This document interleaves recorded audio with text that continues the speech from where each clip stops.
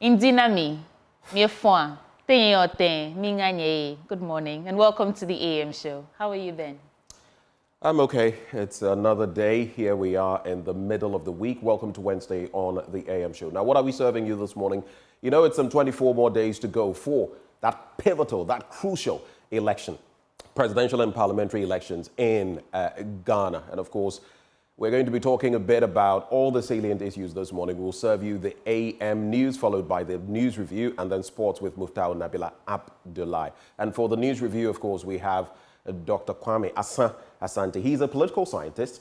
He's also head or director of the Center for European Studies at the University of Ghana. Well, you know our big stories come right after that. And this morning, we're bringing you two engaging conversations. First, a conversation with a man who says he is disillusioned by events in the country and poised to change the status quo, entrenched by the two major political parties, that is the NPP and the NDC. We'll speak to Kofi Kranting, the independent presidential candidate who took the position of a striker. I'm talking about the number 10 on the ballots in the upcoming elections. And after that, we'll have another conversation. You know, we don't know them all, but we owe them all. The Municipal Assembly of Yendi, in consultation with the Overlord of Dagbon, took the decision to honor their own, naming the Yendi stretch of the dualized Eastern Corridor Road after the former Vice President Alhaji Farouk Mahama. We'll hear from the Municipal Chief Executive on the rationale, as well as the son of this fallen statesman. And from there, we'll be taking you to the Central Business District of Accra today when we serve you AM Business. There is a row of fake kente dominating the market. It is causing those who are selling genuine products to suffer. The question is, why should this be the case? Already, a lot of the prints we call African prints are not even made in Ghana, right? So how is this impacting business? We'll bring you that on AM Business. Stick and stay. If we activate the phone line, be one of those to call. Share your thoughts with us via social media. This right here is the AM show. Welcome aboard. The news up next.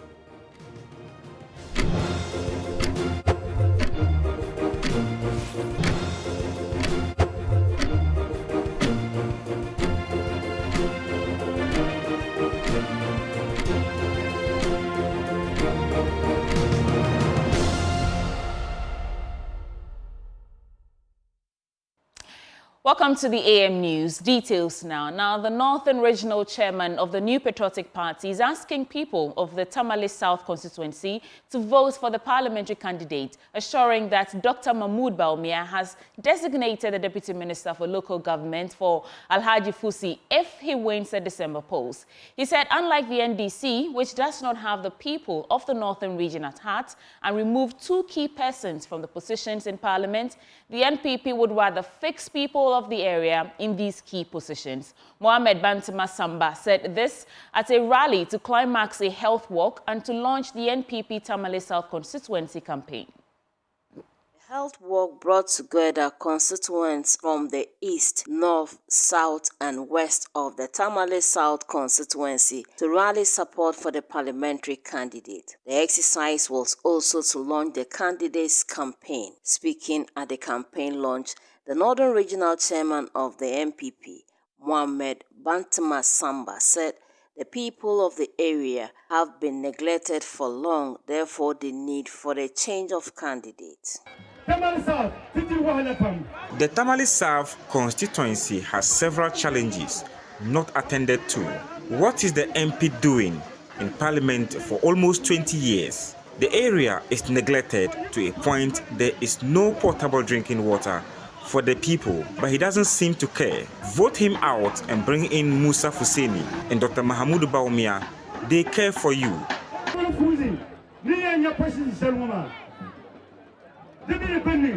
The NPP parliamentary candidate, Alhaji Fuseni Musa, outlined some development projects he said he's brought to the area.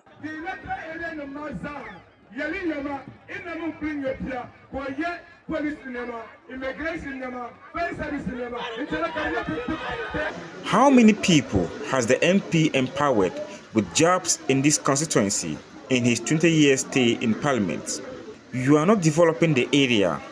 You are not also providing jobs for the youth. So why are you in Parliament?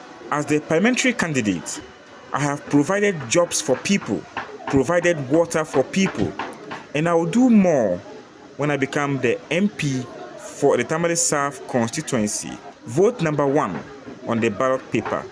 Vote for Musa Fuseni and vote for Dr. Mahamudu Bawumia.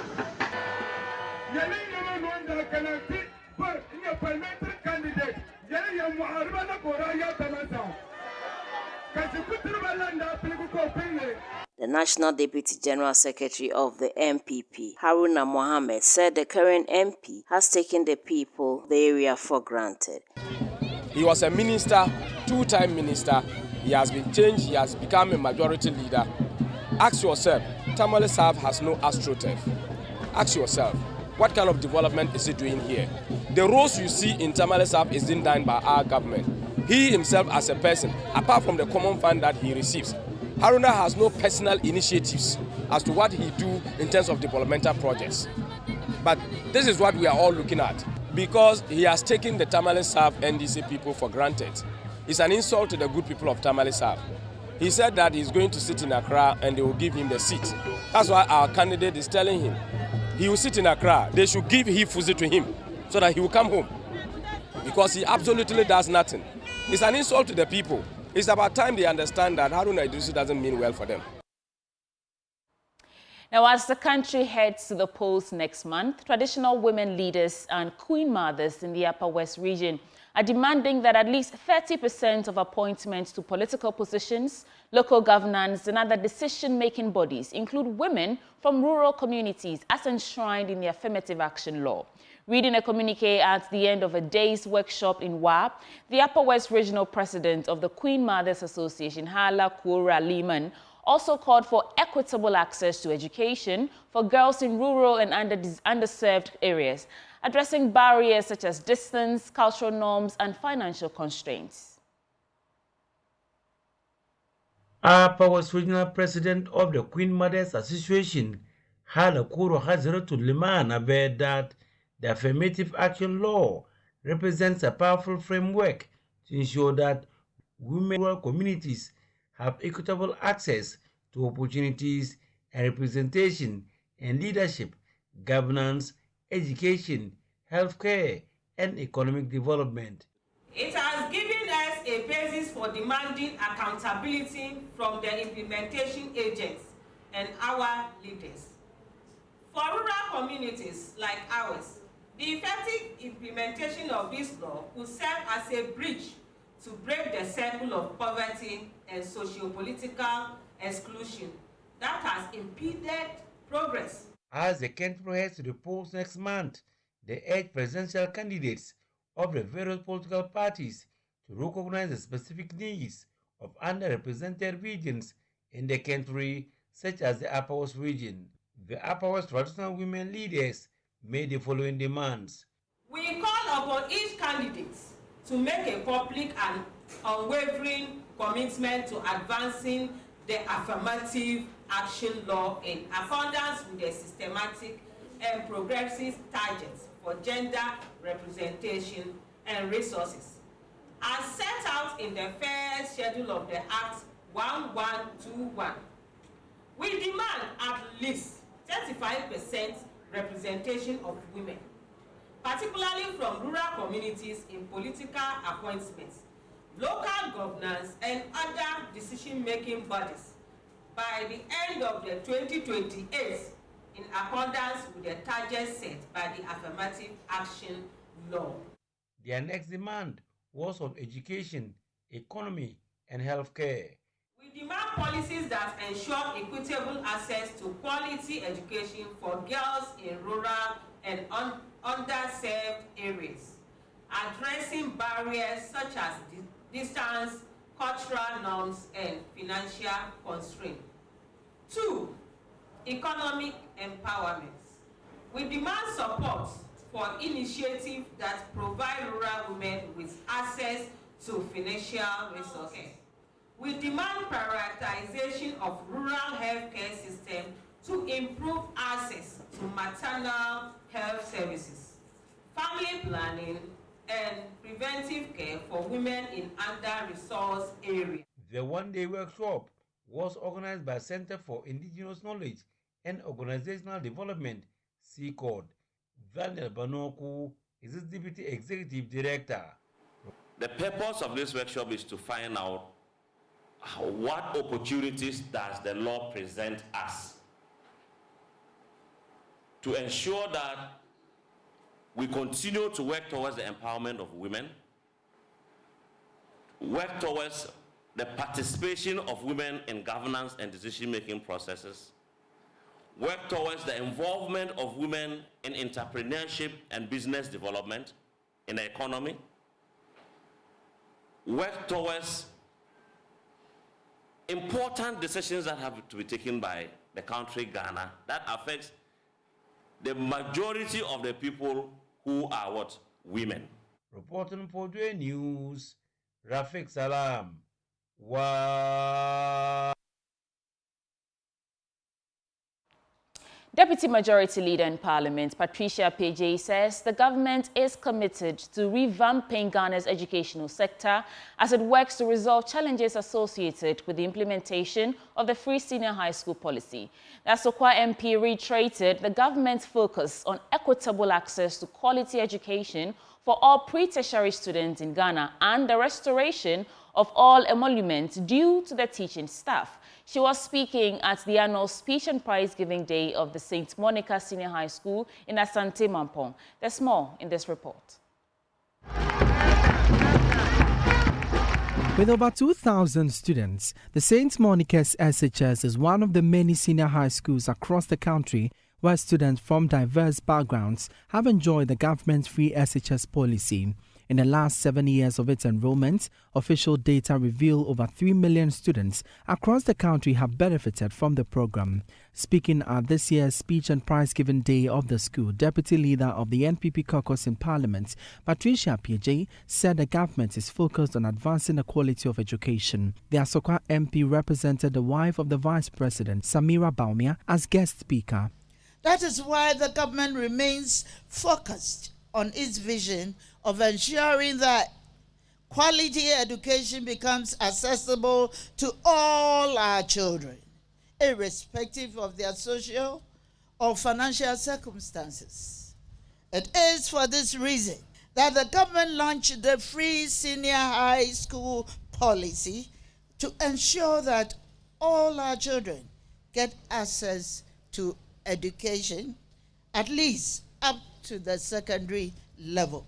7 years on, the story of the policy is that of a success, as emerging challenges associated with it, with the implementation, are being addressed. Despite the school's strive to be a pillar of academic excellence in the Ashanti region, it is handicapped by some infrastructural deficits, including a modern assembly hall. Headmistress of the school, Dr. Cynthia Asamoah-Jima, explains the school has had to make do with a dining hall for such meetings. In spite of the numerous great achievements by the school, our greatest challenges are lack of an assembly hall complex to accommodate the over 3,500 students and 265 staff members during the official gathering, and minibus to convey a smaller number of students and staff to official programs outside the school. The appeal for modern assembly hall complex is very urgent because we still use our dining hall for all official gatherings.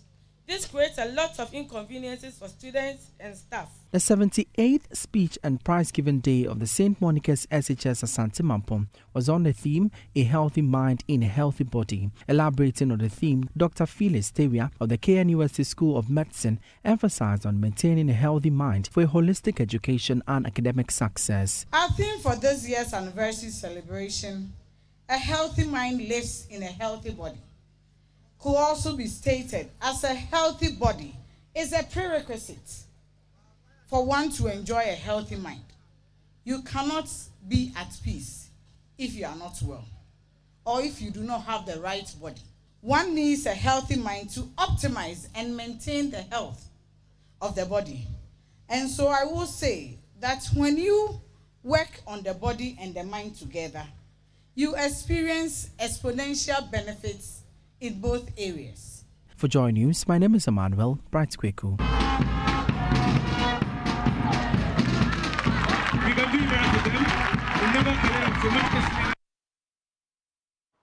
In other stories, stakeholders in the health and environmental sectors have been urged to adopt the One Health approach to address the challenges affecting people, animals, and the environment. Speaking at the 2024 International One Health Day celebration in Cape Coast, Dr. Agnes Echiama-Anane, the Acting Regional Director of Health for the Central Region, highlighted the importance of collaboration among various sectors to effectively tackle these issues. We'll tell you more in this report. As Ghana navigates a complex landscape of health and environmental challenges, the concept of One Health is increasingly gaining traction. Ghana's recent One Health initiative underscores the importance of collaboration across the various sectors to protect both public health and the environment. This year's One Health Day was on the theme, My Health, My Right. Acting Regional Director of Health in the Central Region, Dr. Agnes Echiama-Anane, called for collaborative approach to tackle the health and environmental issues. In the last years, Ghana has reported outbreaks of cholera, dengue, monkeypox, avian influenza in humans, just to mention a few. And these highlight the need to have a strong collaboration between the human, animal, and environmental health sector under the One Health concept. The One Health in Ghana, even though it seems to be working in the absence of One Health policy, has been a stumbling block, and I entreat all members to support the efforts of finalizing this document. Prof. Chair, this year's theme of My Health, My Rights underpins the fundamental values of ensuring that everyone has access to health care and live in a healthy environment, and I call on all gathered here to embrace this message. Professor Desmond Omani, Dean of School of Allied Health, University of Cape Coast, underscored the importance of prioritizing the One Health project. As a researcher in health, I stand committed to supporting efforts that prioritize One Health approach, working with all stakeholders to ensure that every Ghanaian can realize their right to health. Ladies and gentlemen, as we look ahead, let us recommit to the principles of One Health. Let us be relentless in our pursuit of research and policies that enhance health of our communities, animals, and ecosystem. The challenges may be complex, but with collective effort, we can overcome them. Our health and the health of future generations depends on the actions we take today. Dr. Mrs. Benita Anderson, representative of the Chief Veterinary Officer, emphasized the importance for the collaboration. One Health approach encourages collaboration across veterinary, medical, and environmental sectors to address health challenges collectively. This collaboration is essential, not only for preventing zoonotic diseases, but also for ensuring food safety, environmental sustainability, and public health. Veterinary service in Ghana is central to achieving these goals.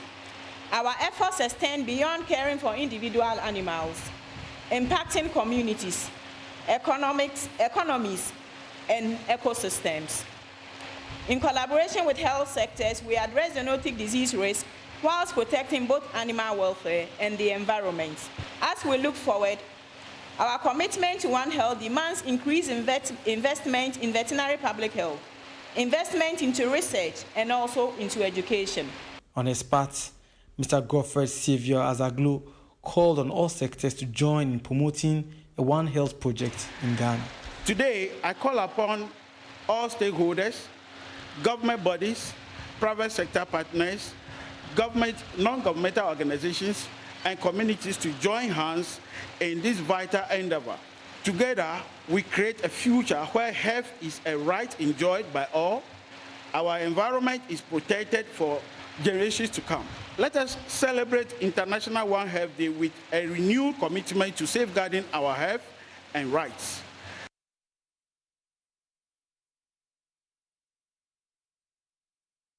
Over 400,000 young entrepreneurs across Ghana have received a financial boost through a government job creation initiative dubbed Ghana Skills and Job Initiative. It is backed by the World Bank, which is disbursing 51.9 million Ghana cedis in grants to boost small-scale businesses. Adobe Asari engaged Salome Anyata, a beneficiary who is hopeful with the funding. She will overcome challenges, secure essential tools, and grow her business. Here's the report. Salome, a hairdresser and one of the grant recipients, shares her story of resilience. She explained that before receiving the grant, she nearly had to lay off one of her workers due to financial struggles.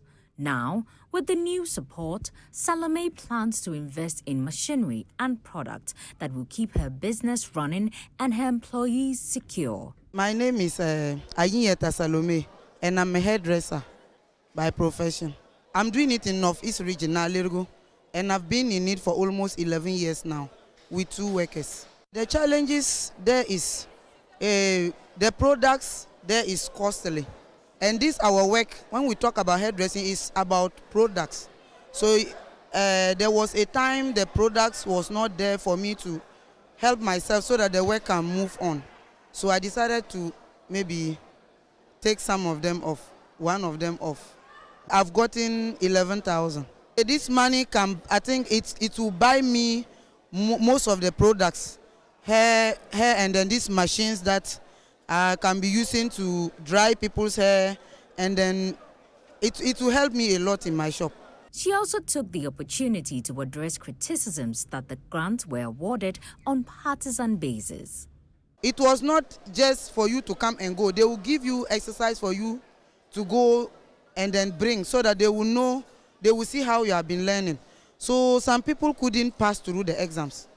It was exams that we were doing, yes. So the few of us who was able to pass, it is we that they are giving the grant. Even my hometown, I heard a news, they are saying that they've selected some people that they should go to Accra. This one is not about selection. The forms were there for everybody. We all fill the forms, and then they call all of us, and then those who were serious that has gotten to this point. It is not like they've selected some people, they hate some and they love some, no. The Chief of Staff, Frema Opare, emphasized that investing in the youth is an essential investment in Ghana's long-term growth.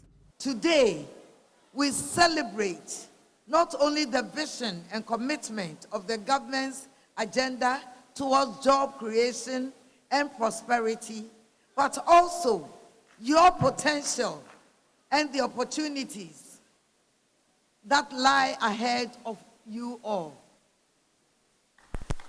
Over 4,000 young people who have undergone training in entrepreneurship will now receive grants today. By investing in our young people, we are ultimately investing in the future of Ghana. This grant program represents the government's commitment to empowering Ghana's youth and fostering sustainable entrepreneurship.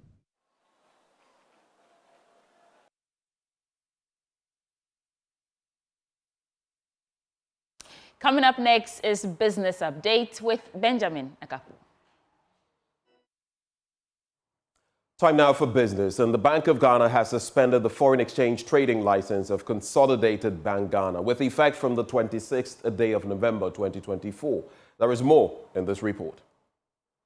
The Bank of Ghana in a statement maintained that the action will last for a month, starting off November 26, 2024. The development should mean that Consolidated Bank Ghana will not be able to undertake foreign exchange transactions during this period because they've been suspended by the regulator. According to the Bank of Ghana, it took the action as a result of a number of breaches of the foreign exchange market regulations, which have all come to the attention of the Bank of Ghana. It adds that the license will be restored at the end of the one-month suspension period once the Bank of Ghana is satisfied that Consolidated Bank Ghana has put in place effective controls to ensure strict adherence to the foreign exchange market regulations.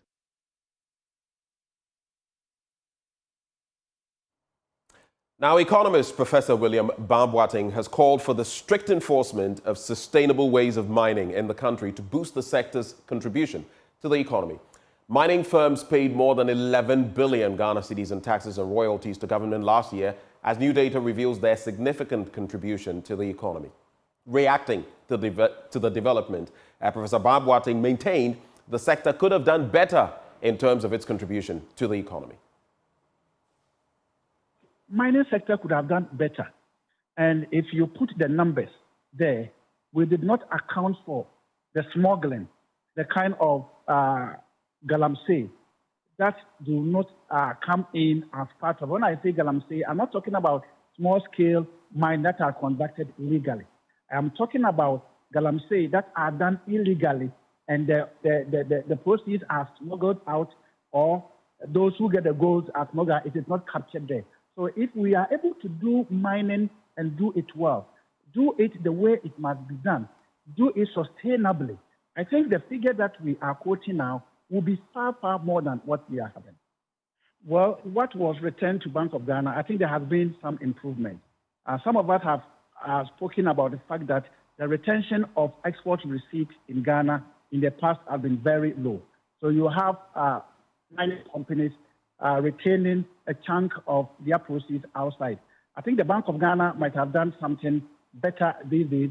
That is why we are having over 70%. That, ladies and gentlemen, is our business update for you this morning. Handing over back to Sweetie Abochi. Thank you, Ben. And that ends it for the AM News Bulletin on the AM Show. You want to stay with us, Dr. Kwame Asah-Asante, the head for the Center for European Studies at the University of Ghana, joins us to review the newspapers. We're back in a bit.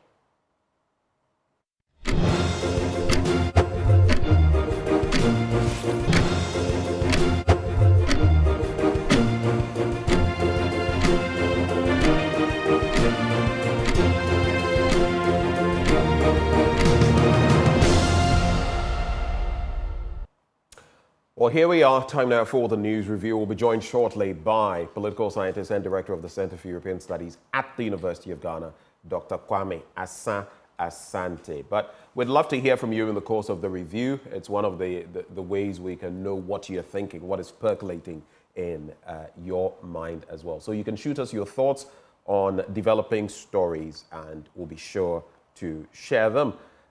Yesterday, I noticed a lot of you were talking about the Supreme Court's ruling, and if you watched my interaction in the studio with the South Dine legislator, you would have noticed that he was also saying, listen, we just might, as a caucus, decide to go back to that issue of Kennedy Ejapong, Henry Quartey, and Sarah Adwoa Safo, who had missed 15 sessions in Parliament, and will follow through on that issue, which then means that if they trigger that process with a simple majority, they could oust those three. I mean, some say it is needless, but that's an option they could trigger. We also await seeing what reaction will come from Parliament. What are your thoughts on these matters? You can share them with us via our social media stream. Do we have Dr. Kwame Asah-Asante now? All right, Doc? Yes, my lord. Oh, your Lord, Pa. This reminds me of the lieges and fiefdoms from, our studies from way back, political systems before political systems. Good morning, Doc. Good morning, sir, and good morning, Sweetie. Good morning to our cherished viewers. Sweetie Abochi, would you like to? Well, Doc, let's, as usual, get into your 2-minute take for us this morning. What's on your mind? Right. Today, I want to take the opportunity to commend the Joy FM for a good work done towards this 13-year-old girl who's suffering from kidney problems. And I also want to take this opportunity and salute Farouk Mahama sincerely and others who really have contributed in numerous ways to save this girl. But it brings to sharp focus what our priorities are in this country. You get leaders who don't, think anything better for this country, but only to enrich themselves, only to deprive us of all that we need to survive when we have given them our mandate. Why am I saying this? If you look at this problem, this is not the first time we are seeing such problems. Once a while, you come across people who the media will parade on their screens begging for support to deal with one health problem or another. It tells you that we as a society, we are not serious. And we, the citizens, have glorified these ugly actions of government, and it has brought us this far. That people have to come out and then beg for support. Something that our state should be able to do for us, for Christ's sake, you know. And here you are. We spend money on unnecessary things simply because we don't get our priorities right. We have spent so much on cathedral that we cannot find, about $400 million. We have spent money on that is Ghana cedis, so it's 50-something million dollars, over 400 and so million Ghana cedis, right? We have spent money on Pualugu, which should be the game changer for us. Yet nothing can be found there. No evidence. What is so worrying that I was looking through a document from the United Nations, and I've forgotten the title of the document. They said we have corruption is taking 5 billion cedis was paid in the area of corruption in 2021, and it's about 1/4 of government budgets for Ministry of Education. Are we a serious society? All right. If you put all these things together, money that we lose out through corruption, unnecessary, financing of projects that will not bring anything to us, and the rest of them, I'm sure we'll be able to build a first-class hospital in addition to what John Mahama did at Legon, and then we'll be able to take care of our people. Let us remember that, look, some of these things, when we do them and do them well, these are the things that really sustain patriotism and encourages everybody to work and work hard. All right. Going forward, I believe that we'll take a note from this and then make sure that we don't destroy businesses. We build businessmen so that in crisis situation like that, they come in handy to help us. I have seen with regret that you see effort by government to destroy businesses in this Fourth Republic.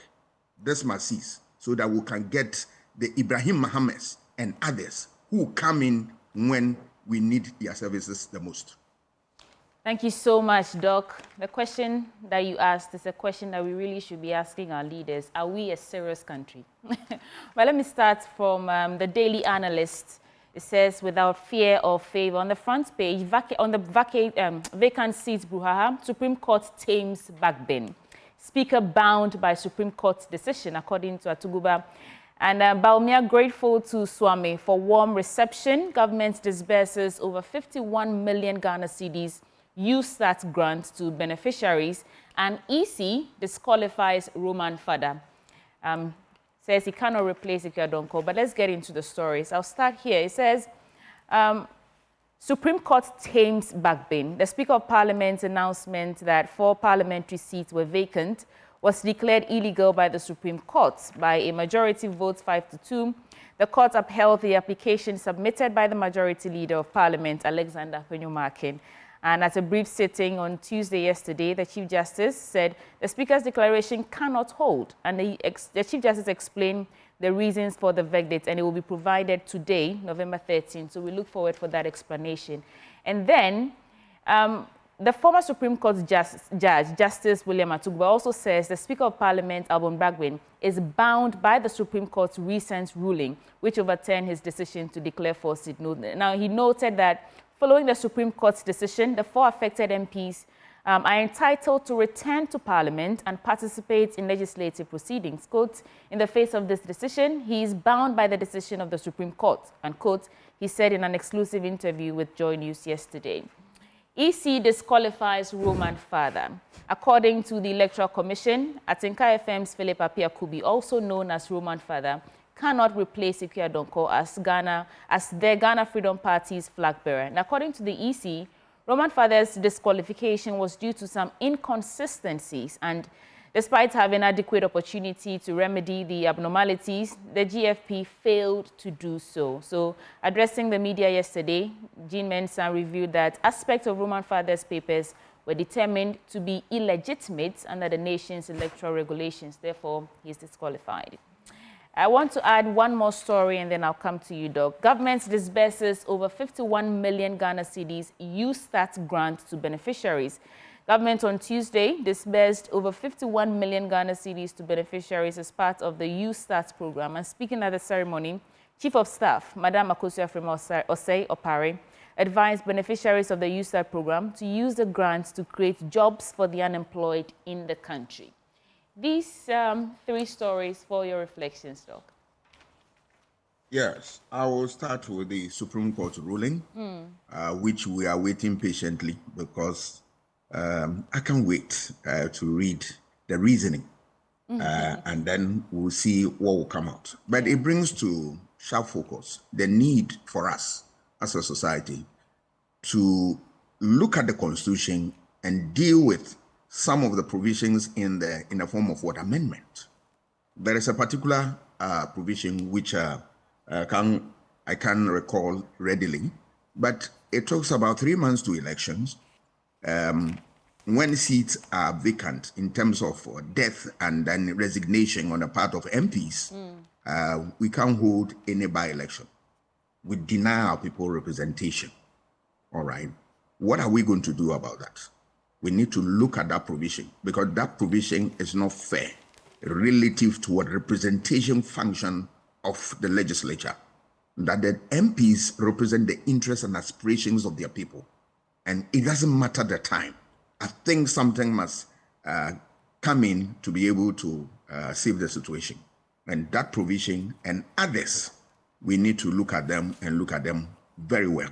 We will also want to look at party loyalty and representation in parliament and the rest of them. I'm waiting patiently to read the ruling. Then we can take lessons from it and build our society. But for me, it's a ruling that we welcome, even though I've not read. But these are the things that strengthen the frontiers of our democracy and make our democracy robust. I also look at the EC and the Roman father in matters arising. Yeah. Right? Democracy hinges on rule of law. Without it, democracy crumples. And we want to believe that the Ukadonko's party, that today they are on the ballots, but we are not going to vote for them. Much education will go to the public so that it doesn't create problems for us. Because there are people who today have made up their minds that they will vote for that party. It doesn't matter what. How are we going to deal with that situation? If we get numbers there and come to R2, rejected ballots, and their consequence on election, pushing election, adding that one to the work of smaller parties, will it have impact on pushing the election to a second round and the rest of them? These are things we need to get them right and be able to know what to do. But apart from that, I believe that the EC have done their homework and that if they disqualify you, they disqualify you. If you think otherwise, the name of the game is what? Law. Go to court, test the pulse of the court, and we'll get what? Reasoned judgment for you. Doc, just a bit on the court system, because interestingly, I'm reading this story here about Trump's judge delaying hush money decision, right? And it just struck me again, in different parts of the world, in the US, they are talking about, it's more like 6-3, the conservatives versus the liberals at the apex court and who was appointed by whom. How do you think we can get past this bit about, this person is beholden to this other person who is in the executive because it is that person who appointed him or her? And one issue that comes to mind, the name just skips me.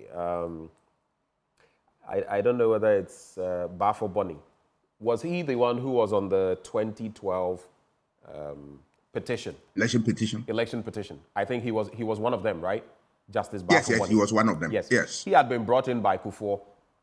And if you recall, there was hue and cry about the fact that, Kufuor brought him in. But he was one of those who actually voted to what allowed former President Mahama to get that victory in the court at the time, majority decision.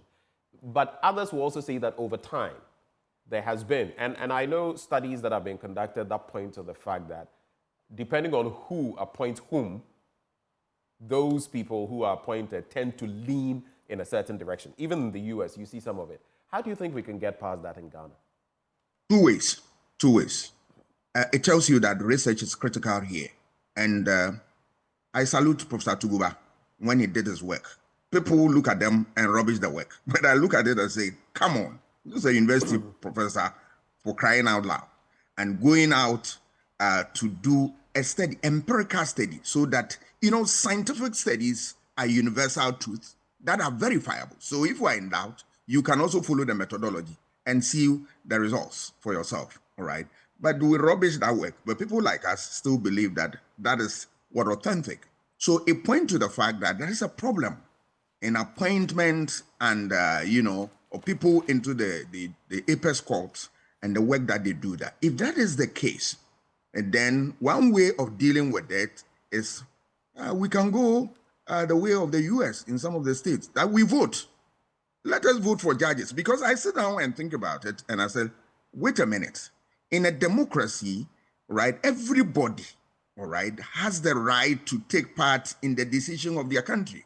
The cocoa seller, what is his role when we talk about the judiciary? He has no business. Meanwhile, the cocoa seller pays to, support those who sit on the bench, but he has no say. Give them a say. Because if politics is what divides them, I'll be comfortable when we have judges we have elected for them. And then when they give judgment, I know that, yes, I'll take it with a pinch of salt because he belongs to this party or another. That is one way. We can vote for them, and that if we don't want them at a point in time, we will not renew their mandate. Very simple matter, all right?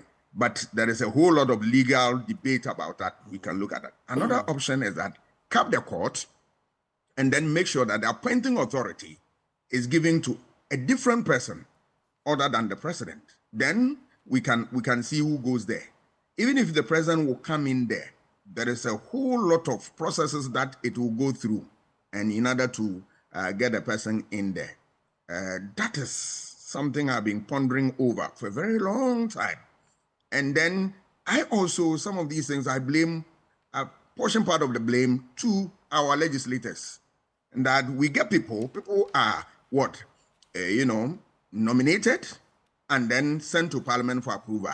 People know their political leanings and all that, but they approve them only to come out and condemn them because they've given one judgment to favor one party or another. You don't have the majority to conduct that vote. I do know that when they sit, usually there's some sort of parity, but then you have the chair of the vetting committee who will then have that overarching vote. And all of those come to bear. I wonder, though, whether people, for example, those who have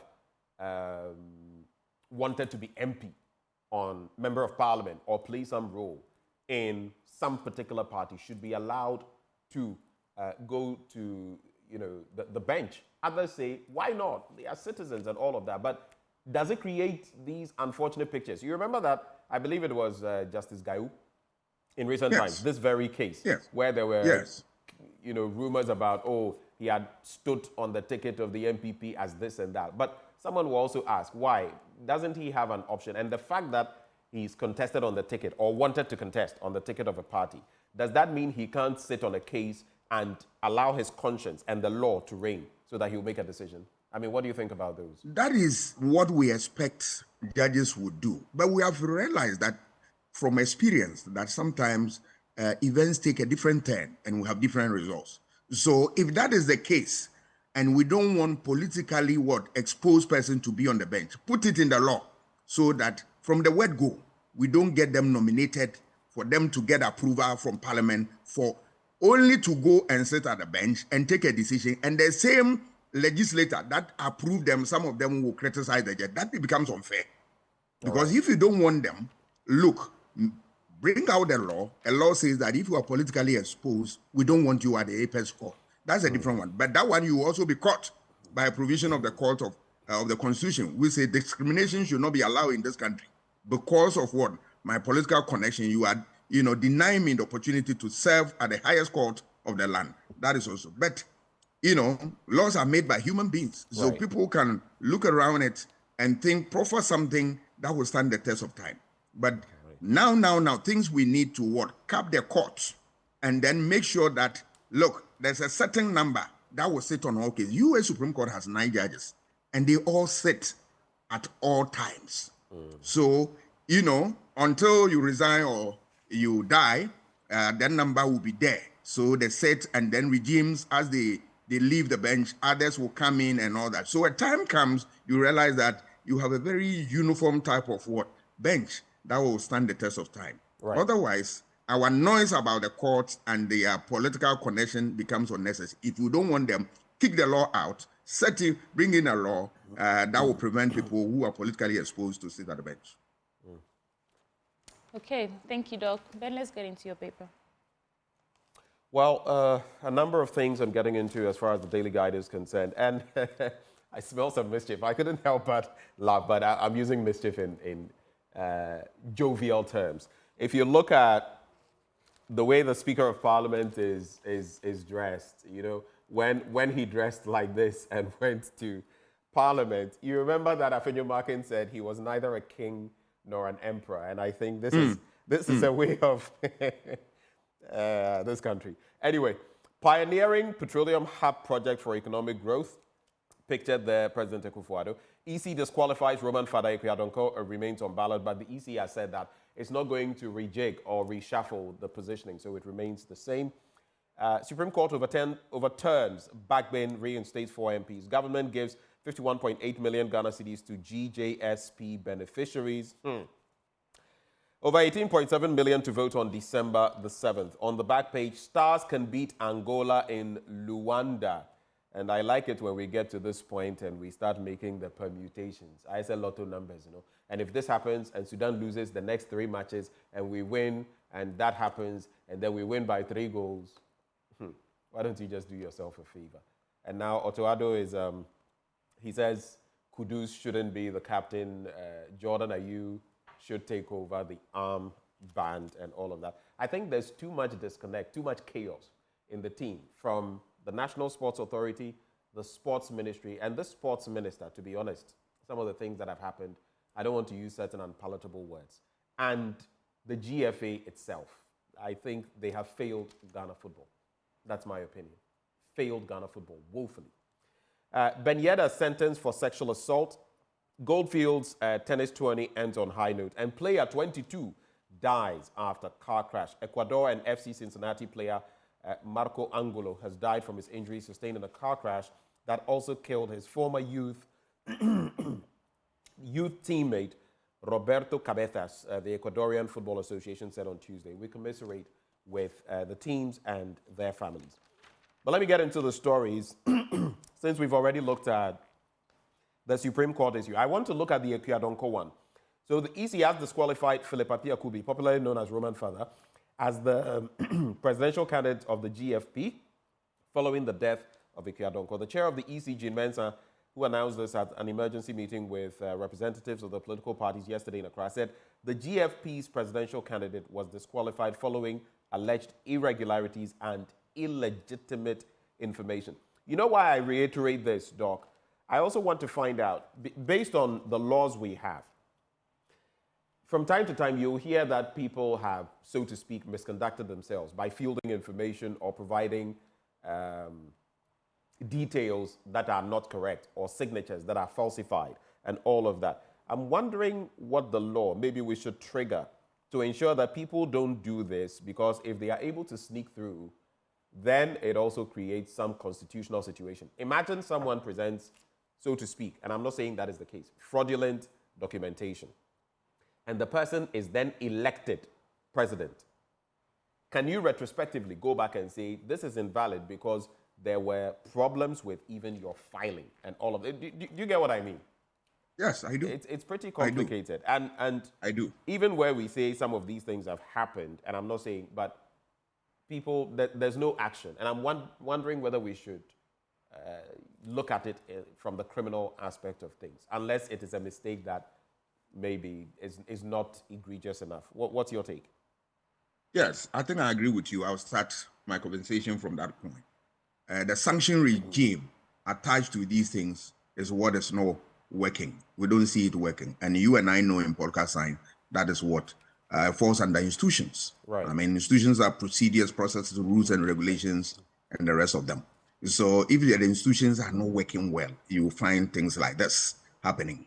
I don't know whether the EC has recommended prosecution, has forwarded the case to appropriate courts for them to look into it and all that. But more often than not, some of the problems are self-inflicted by the EC itself. Why am I saying that? There is a provision in our constitution which says that all political parties after major election must hand in their financial report to the EC. Has the EC been able to enforce that? But does the system empower the EC? Does it clothe them enough with what it takes to do that? That's another angle to look at. Yeah, but here you are. They say submit your report. Even if you don't have any power, just receive the report. Those who don't provide the report, what happens to them? They have not been able to enforce that. So today, you and I know that funding of political parties have become a problem. And that is why it is linked to corruption. Because people that we don't know are funding elections and political parties in this country. It is a fact. And look, we don't have concrete evidence to deal with that. You remember when the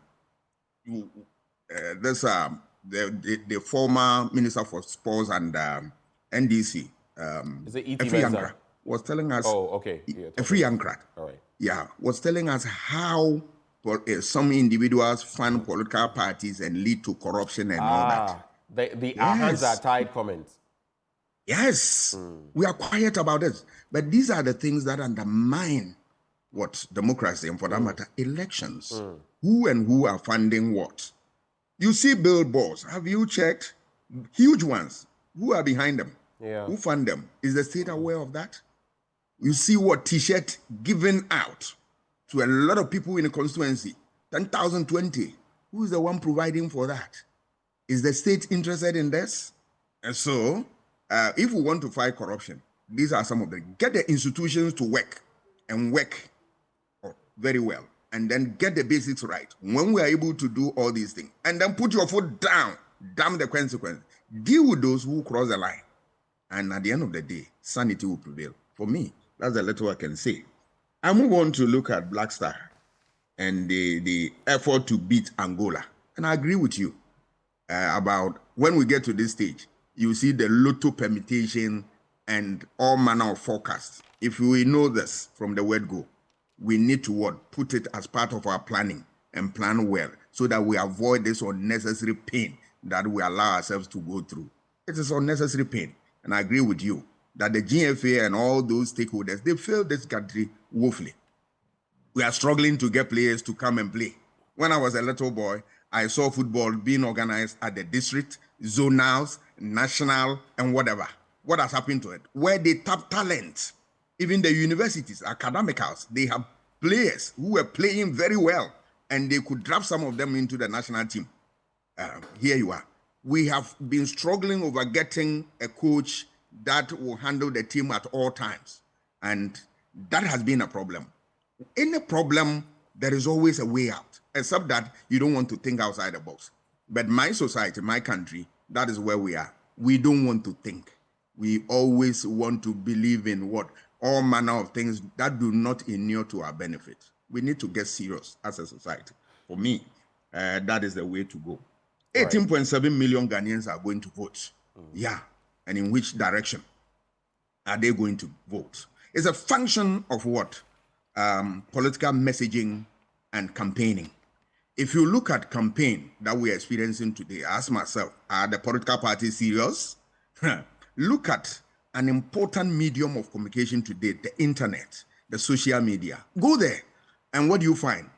Outdooring of songs, political dance gestures, and the rest of them. Then I ask myself, this is a platform that the large army of our youth are there. listening to all manner of things. Why don't you educate people properly there?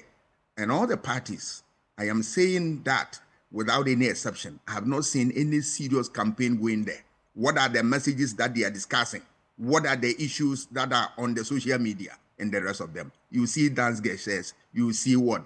Songs, slogans, and all that.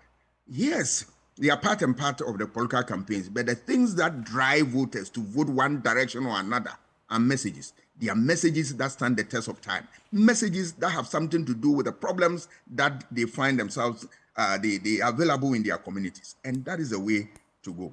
So right. I'm not seeing that. Look at the campaign. All right. What are they saying? I listened to CDD on your network, and then Dr. Siedu challenging the political parties, the dominant one, NDC, NPP, that bring the budget that you have for the health sector, which you have developed, that is going to be what? Your blueprint relative to our health issues. None of them could give anything. It tells you that they are out there just making promises, but they've not sat down to put the mathematics together and tell us anything. That is why normally when they get power, they are not able to fulfill all the promises, the numerous promises they give us. And at the end of the day, they will blame Russia and Ukraine. They will blame all manner of things, include force majeure and the rest of them. Right. We know all these things will come, but at the end of the day, when we are organized, we'll be able to do it. I will continue to mention in Nkrumah's statement that organization decides everything. Are we organized? We are not. And I would just add snippets very quickly so that we can move on to other stories. The abuse of incumbency advantage when it comes to, elections as well, whether it's NDC or NPP, at least those who have got to be at the helm of affairs. How are we even able to tell that, all the funds that are used in political campaigning are from the coffers of individuals who are campaigning and not from state resources? That's something that is another, needle in a haystack. And once we've abandoned Colts football and it's never taken root like it was during the days of, is it Audu Isaka and the others, then we know. When we were really performing in the 90s and all of that, and even before then of course we're going to face these problems. But on the story of Roman Father, I think we should commend the Electoral Commission. When some things are done, even recently, the meeting, party saying, we've still not got a full complement of the voters register. We discussed the issues, but let's also compliment them because the EC chair says that, listen, we are going to retain Ekuadonko on the ballot and we are going ahead with printing because if we reballot, it will cost the country millions of cedis. And I think that's a rational decision to have been made. So I salute her on that. COP29 world leaders meet in Baku with big names missing. Our very own president was speaking there at COP29. The question is, how are we dealing with our own environmental issues? And I've already raised the issue about Trump judge delaying hush money decision. Interestingly, we're talking about a New York judge, Juan Merchan, and this has become tricky because these are unprecedented circumstances. You have a president-elect with a court case hanging around his neck that could lead to many problems. So it's still not over, and Trump's lawyers have called for the judge to quash the issue to allow for a smooth transition, but the law also is the law, and we'll see how the court rules, because he is president-elect, but what if he is deemed to be compromised in some way? Those are the questions arising from that. I'll be wrapping shortly. Bank of Ghana suspends CBG's foreign exchange trading license, a story we did today. The suspension is for a period of 1 month and is in accordance with Section 11.2 of the Foreign Exchange Act, and that is what happened there. We already have details of that.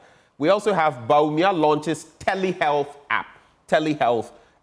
Vice President Dr. Mahmoud Baumia has launched yet another digital health platform to help improve access to quality healthcare in the country. Known as telehealth health services, the platform, which is set to redefine the contours of healthcare delivery, is aimed at bringing medical consultations into the homes and hands of Ghanaians, as every government health facility across the nation will be connected to the service.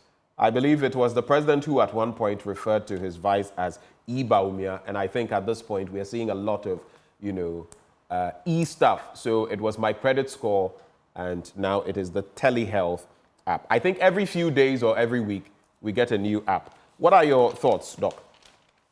I'll start with abuse of incumbency. It is a problem that has bedeviled this country for a very long time. And we as society, we are not ready to fix it. So I'm afraid, Ben, you and I will live in this pain for a very long time, because this is a problem that lingers on for a very long time. We are not ready. In other jurisdictions, if you are going for campaign, you are not supposed to drive the state car there. You go and fund your own activity, because the logic behind this thing is that it doesn't make sense. I am competing with you. I am paying you through taxes, and then that, you get additional support through this office that you are occupying to campaign against me using my own tax. It doesn't make sense. But our people have found a clever way of what? Abusing incumbency. They will line up their development projects and then commission them during campaign. They will go there in the name of going to commission a project, and then after that, they campaign. So you are not able to separate these things and all that. Who are you deceiving? Right. What we are saying that when you do that, and there's a turn of another party to do that, you don't complain. But here you are.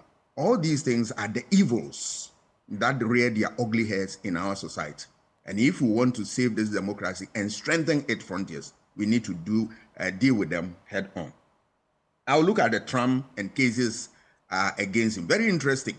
Yes, I was talking to a lawyer to find out what will happen. He said, well, maybe they will drop all those cases and all that. But America and what it is, I am looking forward to see what will happen after January, when the president is sworn in and all that. What will happen when you have a number of cases around your neck and you are the commander-in-chief of the country, armed forces, you are the head of state and all that.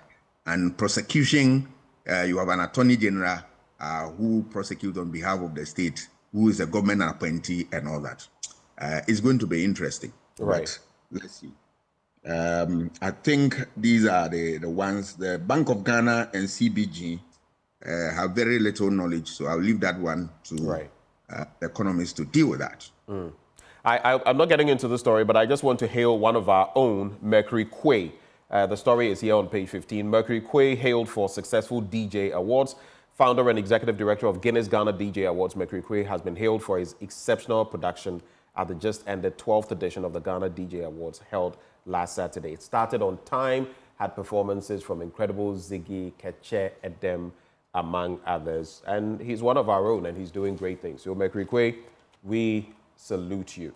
And that's how I conclude with the Daily Guide newspaper. Sweetie?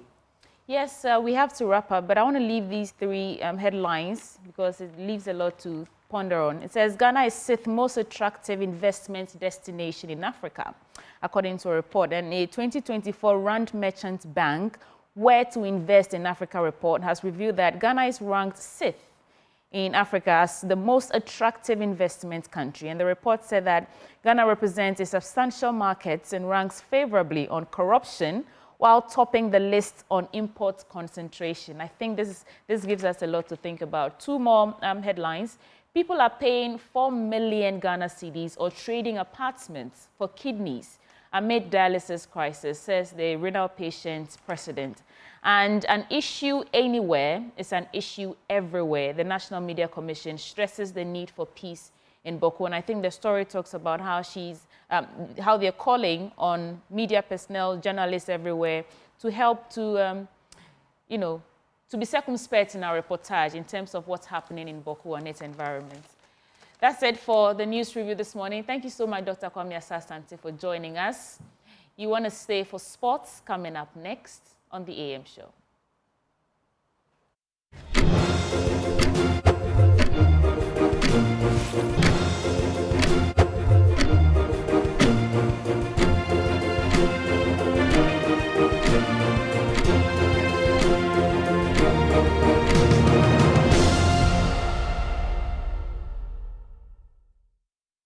Welcome back. You're still watching the AM show. Now, for our very first conversation this morning, let's engage a representative from Imperial College, one of the top 10 universities in London, and they're launching a new hub here in Ghana. In the studio with me this morning is Professor Hugh Brady. He's president of Imperial College London and is here to tell us more about it. Welcome to the AM show, Hugh. Thank you very much. Great to be here. Right. So before we even get started, what is Imperial College known for? What is the one thing that, when you think about Imperial College, comes to mind? I'd say it's the world's most vibrant community of academics working on what we call STEM-B, so science, engineering, medicine, and business. Right. So a fantastic community of problem solvers, really focused on coming up with solutions for the existential threats of our time, be that climate change, antimicrobial resistance, food security. And you're launching here in Ghana. Tell us about that. What inspired you to come to Ghana? Well, we've had fantastic collaborations with Ghanaian institutions over many decades, particularly with the University of Ghana and with the African Institute of Mathematical Sciences. And that collaboration touches areas such as medical diagnostics, vaccine design, but also, really importantly, sustainability, smart cities, precision agriculture. So we're building on a really strong foundation, but looking to take that to another level in terms of the capacity that in combination we can offer the world. And you already have a community of alumni here in the country? Yeah, they have been fantastic ambassadors and advocates for the university over so many years. And in fact, one of the reasons for establishing this hub is because they were really encouraging us to up our game and to really build our additional kind of collaborative capacity with Ghanaian institutions. So in terms of the intention behind coming to set up here in Ghana, what objectives are you hoping to achieve at the end of your stay here, maybe in the next 5 or 10 years? What objectives are you hoping to achieve with the launch here in Ghana? Yeah, I think together we will have generated greater research capacity, greater innovation capacity, and helped really support and nurture the next generation of entrepreneurs who can really get their teeth into the big problems of our time. And I mentioned some of them, so but particularly climate change, particularly antimicrobial resistance, pandemic preparedness, but equally that they will be applying their discoveries to generate the next SMEs, the next companies, the next jobs for Ghana, while making an impact on the world in these really important areas. I'm sure you did some research and all that. Did you identify some gaps in all these areas that you are seeking to fill? Well, one great example is, of course, the whole world is talking about generative AI. So one of the components of the launch, which is probably for me most exciting, is that we, with the African Institute of Mathematical Sciences and the University of Ghana, will be part of the Eric and Wendy Schmidt AI Fellows Program. So Eric Schmidt, the former CEO of Google, has put together this global program looking at how you apply AI for good in the world. We will be part of that. University of Ghana and the African Institute of Mathematical Sciences are part of that. But really importantly, bringing in other partners in Malaysia, in Brazil, in India. So this is team science at an international scale, which is what we need if we're going to really make inroads dealing with the likes of climate change, the likes of urbanization. Yeah. So do you have the places you mentioned, Malaysia and the rest, do you have colleges there as well? We don't. So I should say Ghana is one of our first hubs. Oh, so okay. So we are, as the initial phase, 4 hubs. We're delighted that Ghana is at the vanguard of that, and both to collaborate locally, but also for West Africa. That's really important. And in good company with San Francisco, with Bangalore, and with Singapore. That's interesting. For your very first hub in West Africa, and you chose Ghana. Well, you mentioned our alumni. So yes, one is our alumni really encouraged us. But secondly, because of the strength of the collaborations that already exist. And thirdly, the generosity of the Schmidt program, for example, allows us to take it to another level. And particularly to look at how we use AI to make the world a safer, healthier, smarter, more sustainable, more prosperous place. So what a fantastic opportunity. In terms of science and technology, specifically, what areas will emerge from these new partnerships? So you will see us build additional capacity in areas where we already have good partnerships. And I mentioned medical diagnostics, Yeah. particularly digital diagnostics in remote areas, vaccine design, but really importantly, that interface between the environment, health, and urbanization, which is something that is as important to the UK as it is to Ghana and West Africa. Yeah. So even this week, we have 40 really smart young people, early career researchers from Ghana and from Imperial, looking at these problems together. 40. 40. That's impressive. And they are just fantastic. They give you hope for the future. So how's the reception been in general?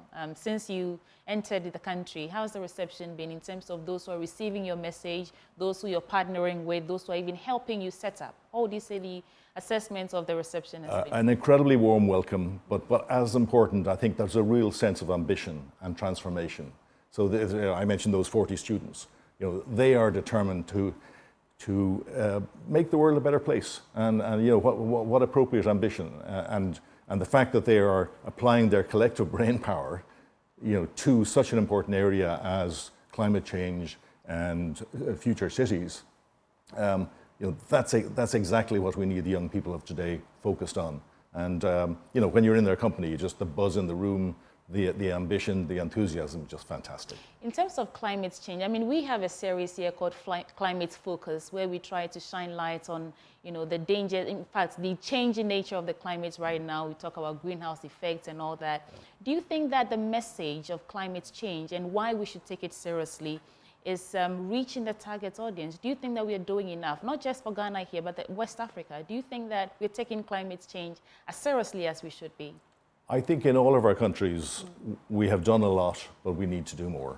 I mean, unfortunately, as you know, whereas I think the majority of the public recognize the very real effects of climate change and the threat that it poses, and indeed the economic opportunities ultimately that it may offer in terms of dealing with it. There are some that don't fully understand it. You asked about Imperial. Imperial is an incredibly evidence-based institution. So we sometimes have to remind ourselves that it's not just the evidence, but it's how we tell the story. So we get buy-in from a wider public, and the more buy-in, the more chance we will deal with the issue. Well, what would be your, should I say, an elevator pitch to our audience or watching you as to why they should look out for Imperial College, and when it's ready, they should come on board and familiarize themselves with this research-based, did you say research and results-based institution, and the many things that you're hoping to do for them as students? I'd say come and join us, and particularly those bright young minds. What is fantastic about this is that it's bringing together the brightest young minds from the UK and Europe with the brightest young minds from West Africa, but focused on the very real problems of our time. And if we get this right, and we will be generating the next generation of researchers, the next generation of innovators, the problem solvers who will deal with these issues and just make the world a better place and a more prosperous place. My final question to you would be, what is the future of UK-Ghana science partnerships, and who would you like to work with more closely? So I think for us, what's really important is that we build on the strong collaborations with the University of Ghana and the African Institute of Mathematical Sciences, but use that as a springboard for greater collaboration in West Africa, in the region. And I think, I know that is a shared ambition of our Ghanaian partners. And again, it comes back to then, if we're going to crack the big problems of our time, such as climate change, we need team science at unprecedented scale that crosses borders. And that's what this is about. That is trying to build that capacity that we need with the urgency to deliver the solutions to make the world a better place. So are you looking for more partnerships with CSOs, or if someone do want to reach out to you, how do they get in touch with you? So if they get in contact with Imperial Global Ghana, they will be, we will put them in contact. So we're looking, and your question is a great one, not just for academic partners, but actually some of the best questions, are coming from community organizations, from industry. And I think it's that approach, that team science approach, is that ultimately going to deliver, not just for our collaborative universities, but actually for the UK and for Ghana. Well, so you say to go to Imperial College Global Ghana. That is your website? So if you go onto our Imperial website and you look for Imperial Global Ghana, you'll get to it. If that doesn't get you to, I answer my emails. Okay, so what is that email? Because I'm sure those watching us might want to get in touch. That's president@imperial.ac.uk. Okay, I want to reiterate that so that those who are interested will get it. It's president.what? At imperial.ac.uk. At imperial.ac.uk. If you do want to reach out to Imperial College London, who are launching a new hub here in Ghana, what would be your final word to our audience? And you can look right into your camera and say that. Well, I think first, thank you for the fantastic welcome. To the young students, keep going. You know, they get it. They realize the importance of team science, of internationalization. They have the collective brain power to really make a difference to humanity and the planet. And that's exactly the ambition that we need if we're to deal with those threats of climate change, of AMR, pandemic preparedness, the very big issues of our time. That energy is just infectious, and we're there to support them, and we will do everything in our power to do so. Okay, so when you think of science, technology, medicine, and business, think Imperial College London. They are here in Ghana to set up because they found some gaps they want to help us fill. Thank you so much for coming. Hugh Brady is the president for Imperial College London, who are launching here in Ghana. And if you want more information, you can contact him at imperialcollegeglobal.ac.uk, and he says he replies to all his emails. So please do get in touch. Thank you for coming, Brady. Thank you for having me. All right, there's still a lot coming your way on the AM show. Don't go away. We'll be right back.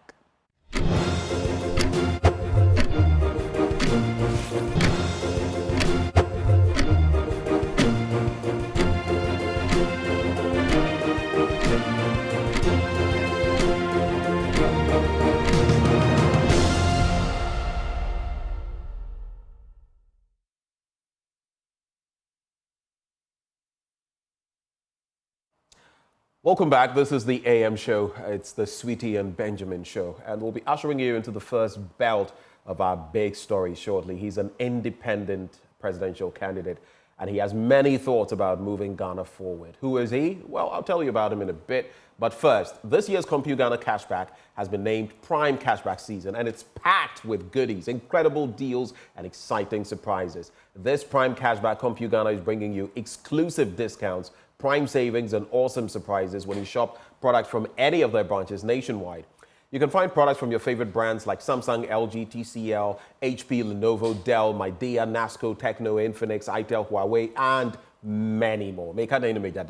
Visit any of the CompuGhana branches nationwide and enjoy exclusive, yes, you heard me right, exclusive discounts on all products. Now, CompuGhana has a wide range of IT-related products. We're talking mobile phones, electronic products, laptops, printers, desktops, tablets, television sets, fridges, home theaters, air conditioners, gas cookers, and more. But what's more amazing is that this year's Prime Cashback with CompuGhana has got great prizes with instant gifts and cash prizes for your shopping experience. When you shop at CompuGhana this season, be on the lookout for the surprise team, answer a question correctly, and win instant cash and gifts. You deserve this opportunity too. Rush to CompuGhana now. The promo runs from now till December. Visit CompuGhana.com or call 0302 752 020 for more information.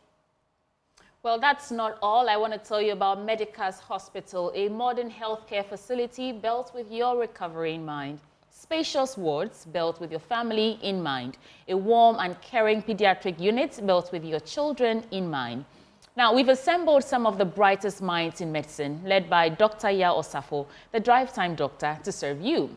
And we offer general medical services as well as specialist services in plastic surgery, obstetrics and gynecology, child health, urology, psychiatry, and eye care. Additionally, we offer a comprehensive medical diagnostic service encompassing endoscopy, medical laboratory services, x-rays, and scans. There's also a 24-hour pharmacy that ensures you will always receive efficacious, safe, and affordable medicines. We bring you the most powerful human medicine of all time, simple human kindness and empathy.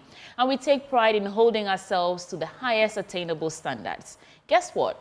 We accept all forms of payment, including from private health insurance companies. Locate Medical's Hospital at number 10 Kinso Street, near Ashaliboche School Junction.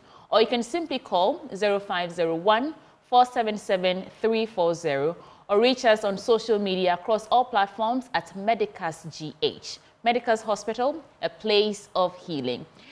Before we get into our conversation, I do want to bring in Syntex Tank because they say, get ready Ghana, they're giving away some water to 15 communities. It's the Syntex Ghana free water giveaway. And this is simply to say thank you for making us the #1. You know, Syntex was the first to introduce double-layer tanks in Ghana. Do you know that Syntex also comes in so many colors and sizes? And was also the very first to come out with inner white layer tanks. So when it's not Syntex, forget about it. Now, if you're a community and you want to benefit from the Syntex free water giveaway, just log on to their social media handles at Syntex Ghana and nominate your community. The more you nominate, the better chances you have of Syntex coming to your community. Remember, it's Syntex, S-I-N-T-E-X, not Syntex. So Syntex, not be any tank, be tank. The correct tank be Syntex tank. Syntex tank, a strong, a tough. Now, Benjamin will be telling you who we have in the studio and the conversation will begin. He's a Ghanaian activist, he's a politician, and he wants to be president. Sometime 2018, 2019, he expressed his interest in competing in 2020. Well, in 2024, he's on the ballot. He's number 10. He is also former CEO of the Progressive Alliance movement. I'm talking about none other than, have you guessed it yet? Kofi Granting, independent presidential candidate. Number 10. And I tell you, listen, Medicas, you got to go to Medicas Hospital because guess what? They're number 10. It's this 10 thing, man. Something about 10 that makes it work. And you could be Abedi Pele, you could be Eden Hazard, you could be Michael Owen. Let me tell you. So I hope you're not going to dribble Ghanaians if you become president. Oh, absolutely not. It's quite the opposite. And that's why, listen, if we want to move forward in this country, and I want every Ghanaian for the few minutes that we're here to pay attention, that's what's going to happen today. It's going to tell you what you need to do going into December 7th. There's only one option for Ghana, number 10. And I'm proving it to you today, live and direct. It's an honor to be here, Benjamin. I have labored tirelessly to be here, and finally I get to sit with you. So I was hoping that this would not be a Q&A. I was hoping that, and then I get icing on the cake. Sweetie, on top of this thing, is like, what are you guys doing to me? This is too good. Sweetie. Hi, Kofi Granting. Hey. Sweetie, is this your first interaction with Kofi Granting? Yes, it is. Okay. It is. But I've watched you. The most memorable one was on Newsfile. I think it was on the Galamsey issue, where you said the president and all the ministers should be arrested. And I thought, well, that's a very bold statement. So it's good to see you. It's don't you think? You know you're getting poisoned. Have you had breakfast this morning? Yeah, well, no, it's Ghana water, so I hope not. Well, but if it's Ghana water, then you have a bit of galamsey in it. So when I say the president and the vice president, all the ministers for that fact, they should be arrested. Well, it's treasonous. To give us galamsey is treasonous. And we all know that. But we live in an environment of vegetarian lions, so they can't bite. Well, enough for the broccoli. Let's move forward. Now that you're talking about treason, we just want to pick your quick thoughts on this entire Supreme Court, Apex Court, Parliament, executive, judiciary saga that has played out. Yesterday by 5-2 decision, the court ruled. Some still insist, the Chachuchikatas, and I've seen a lot of legal luminaries say the Supreme Court had no business even getting there because per Article 99, it's the High Court. I've seen Manasseh Azure Awene pose that, so the Chief Justice says there was a constitutional crisis, but we've had Sal on our conscience, Sandro Kofi Akpafo, Likbe and Lolobi for. I mean, there are different angles. Others also say the Supreme Court got it spot on. Your thinking on that? Listen, 5-2 was it means that there was a clear majority. And we go to Supreme Court for interpretation and they have interpreted. How it got there, that's their business. But if it's gone to Supreme Court and they have an interpretation and it's conclusive, then we have to move forward. Taking a stand to say it's not a crisis. I don't know how the Speaker could overrule what has come out of the Supreme Court. At least that's why we have a Supreme Court. So if it's a body that we go to at the highest of moments where there's confusion that we need their interpretation and they've given one, you can't then go back and say, well, I have a difference of opinion on the way that I stand. We have to move forward with this thing. But the more interesting thing is, Benjamin, the passion that they have at this merry-go-round thing. I think it's a merry-go-round because they never seem to have this amount of passion when it comes to corruption. How about this amount of passion when it comes to corruption? How about this amount of passion when it comes to, let's find out the people who are mutilating our lands and poisoning our waters? How about that? I never seem to see a passion like that. This is the struggle of the titans. You know, they're going at each other, they're talking. Why don't we see the same display in Parliament when it comes to issues concerning Ghanaians? Is this thing about majority... LI, you know, 2462, for example, which has allowed people to mine in forest reserves. Well, there you go. Since you're talking of Parliament. You know what I'm saying? So we're talking about a Parliament that, personally, you don't want to hear my views on this Parliament. It's the most useless Parliament. Okay. The 8th Parliament is the most useless Parliament. It is. Why? Don't look at me like, listen, who said it? PNE said it, right? And he knows more than me, so I go by what he said. No, but why do you think? Because they haven't done anything. They haven't positioned themselves for the benefit of Ghanaians. Ultimately, that's what their mandate is. How, you tell me how Ghanaians have benefited from this Parliament. Tell me one thing, please. They have held government to account on a number of issues, including on tax issues, tax handles. It's funny how Ghanaians love to dribble. When you say they've held Ghana, to what result though? See, that's the one thing nobody looks at. Ultimately, we're looking for a favorable result that benefits the Ghanaian. Have we conclusively maneuvered this whole process for the Ghanaian to be human-centered in all of this? And it's no. Would you acknowledge the difficulty, the challenge they have, this Parliament, because it's a hung Parliament? I mean, the Speaker himself said it in that brains are still statement. the brains have not changed, though. It's not about being hanged or not being... the same moving of chairs. The amount of brain, listen, they don't have the mental capacity, number one, because if you have the mental... Hold up.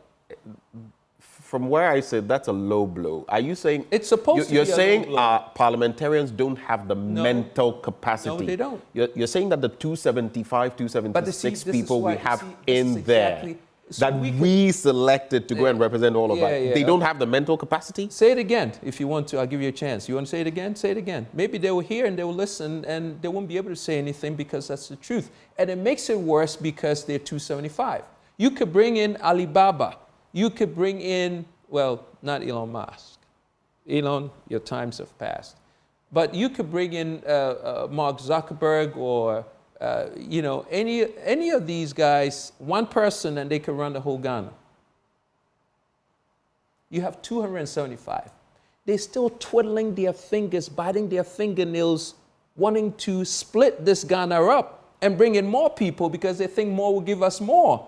In this world of humanoid robotics and quantum computing and cellular intelligence and augmented reality and all these technologies, you don't need more to get more. But it's not necessarily about more. It's about what work they do. They are legislators, mind you, first of all. And I think, Kofi Grante, that a lot of them will take exception to what you're saying this morning. On the bit of fairness, you have crack academics here. The former Speaker of Parliament, Professor Michael Quay, himself an academic, political science, you know, you have the current Speaker, a doyen in the law, he himself, among other things they've done. I mean, these are people that, in a way, for a number of them, you say, Omwa Bobra. They have been there, done that. You're saying they have no reasoning? But this is the problem we have as a people. We always look at Wama Bobra. You never look at the effectiveness of the Bobrano. What have they been able to, how have they impacted society? Look at our gutters. But is that enough to say they are not sanctioned, they don't think? I feel that's a low blow. No, it's not a low blow. See, this is a problem. The problem is we never want to accept how bad our situation is. Benjamin, I've learned a lot from you, by the way. So this is partly Benjamin's fault because I listen to him all the time. But anyhow, let's put it aside. Blame me, right? But the truth of the matter is, Benjamin, we have to start looking at this and square on and say, what value have you brought to the lives of Ghanaians? What is the unemployment rate? We give away our gold. We give away our oil. We are a petrol importation nation. Everything from Kobe to Gary pricing predicates on oil. We decommissioned Tamale refinery just to give our resources to Centio. Centio comes in and sets up the biggest oil refinery in Africa and use our own equipment that we have decommissioned in Tamale refinery to now give us oil. And we know our top, Ben, I learned this from you, our top 3 things imports into Ghana, out of the top 5, 3 are petroleum products. Right or right? So you sit on oil, yet your top 5, out of your top 5, 3 are petroleum products, and it's killing your economy because that's how prices are indexed. And then you come in and you say there are 275 of you, and you have the mental capacity to put the country right. Prove that. Prove that. Give me one instance how you could prove that. And I will take this back. I'll take this. Matter of fact, I'll quit running for president. I'm not going. I will refuse. Interesting point, though. Were you about to speak Chi? Were you about to say something? I found that in. Yeah. You're about to say something. See, it's Benjamin is getting the bits and pieces out of me. That is a reflection of his feelings. So if you're watching us today, it's more regurgitating of everything I've learned from Benjamin. So if I say something, blame Benjamin. Let's take the conversation to elections. We have 25 days, I believe, to go to the elections, and you are guarding your spot as number 10. I mean, you're preaching how, should I say divine it is that you have that number. We just know now that Ikuadonko's party, Father will not be, has been disqualified, and so she remains there, although we don't know if she can wait posthumously, but she's on that ballot. How confident are you in the Electoral Commission to deliver a free, fair, credible election in the next 20-something days? Listen, Ghana, let's be very honest, okay? There is a major problem with the Electoral Commission and how it does things. Let me prove one thing to you. First of all, how would you feel if the electoral commissioners came in and said to you that we are going to print ballots, we want you to pick representatives from your political entity to come and supervise us because we know that the process is we're out of transparency. Where do you get that in the world?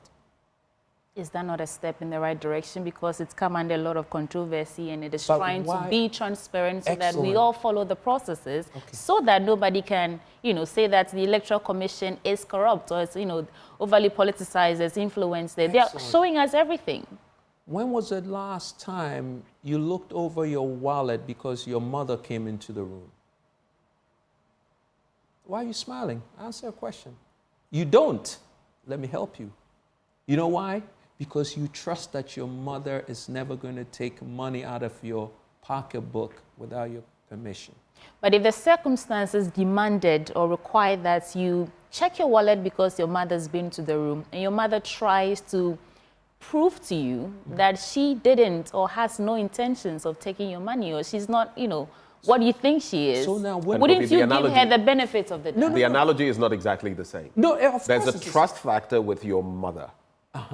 And that is also not to say that it's an impossibility, because there are different kinds of mothers, respectfully, and fathers. Okay, well, but in this instance, you're not talking of a mother figure. You're not talking of such a trusted system. Even in the U.S., even in the U.S., you have seen the Capitol assault and everything that has happened. Even there, they have checks and balances.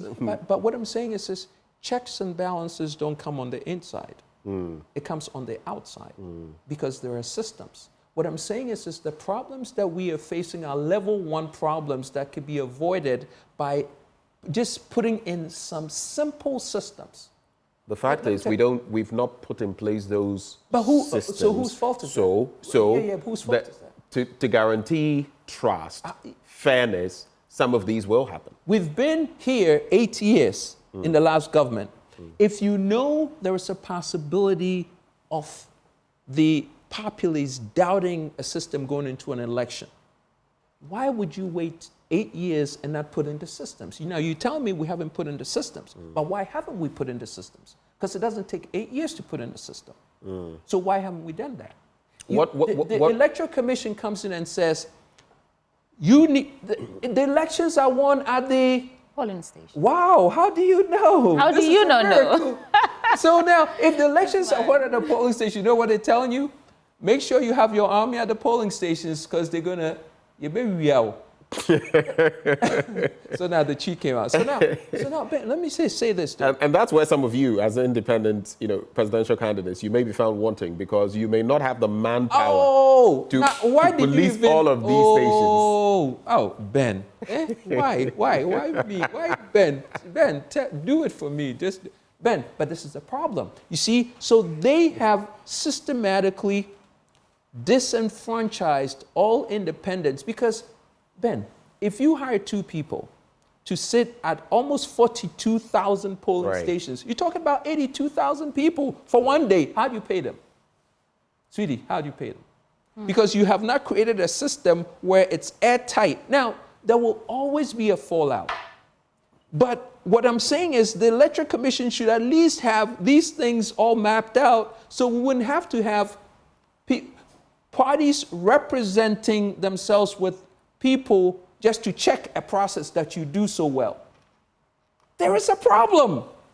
Let's conclude on elections, and Ben will usher into the next topic. But so the question is, it's 25 days to go for the elections. In terms of access to information, or the 24 days, in terms of the Electoral Commission's delivering on the mandates to deliver information to you, independent candidates and political parties, do you think they've been fair? And how confident? Let's make it simple.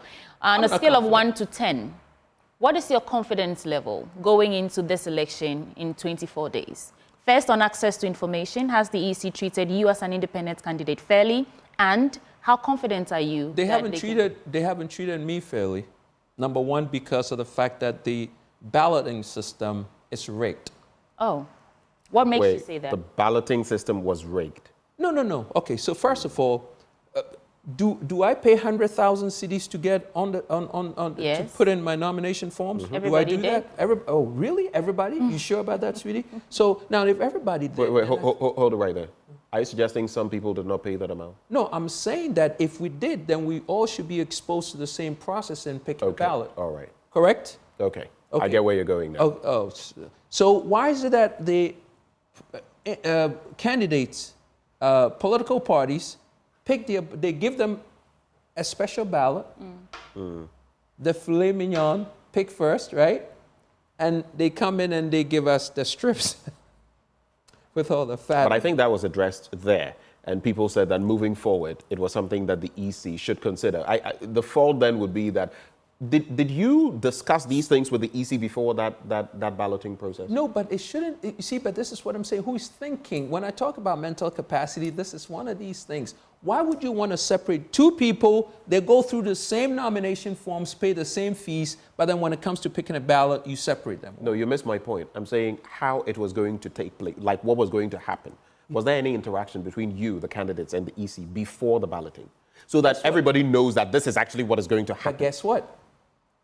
Independent candidates are not allowed into IPAC. That's another problem. Yeah, that's another bit. Yeah. Why not? It's the Constitution didn't make provision for that, did it? It talks about registered political parties. Yeah, but so maybe we need to be looking at reviewing that aspect of the Constitution. It doesn't have anything to do with the Electoral Commission. Thank you, sweetie. Thank you. This is why, Ghana, Kofi Kranting is the only one who's going to change the Constitution. Because the Constitution, as it is now, is baller. Listen to me. Kofi Kranting. Oh, IPAC. Let me just make. You see, you guys don't want to take. Listen to me. Listen to me. Hold. Just give me a sec. Just give me a sec. One, this whole IPAC thing, it's more like a convention. Okay, it's more convention. Let's leave it at that. That is why, again, it's not like whatever happens at IPAC is binding on the EC under any shape or form. Same way you might look at the Council of State, sort of, right? But our Constitution, like it or not, I just don't want you to bastardize everything and say everything. I'm not. But if you say it's baller, no. So let me finish. Let me qualify what I'm saying. Okay. I'm not saying problems, but baller, dear. No. But listen to me, folks. Listen to me. We are at 760 billion cedis of debt. We don't have any industry. We have 275 parliamentarians. We have a system where the executive controls the judiciary, the executive controls the legislature, and this is where Ghana is. Our debt to GDP is 84.9%. Our prime rate is 13.5%. You cannot tell me these numbers are positioned for Ghana to be able to move on as a legitimate working country that creates economic combustion and takes care of its citizens. That will never happen. It will never happen. Guess what document and paperwork allows for this illegality to be legal?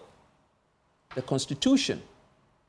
You wouldn't be the first person, Mr. Kranting, who is suggesting that the Constitution needs a review. It doesn't need a review. We've done the review. Sweetie, please, let us... You want to change the entire Constitution? Listen, the Constitution is a holistic document.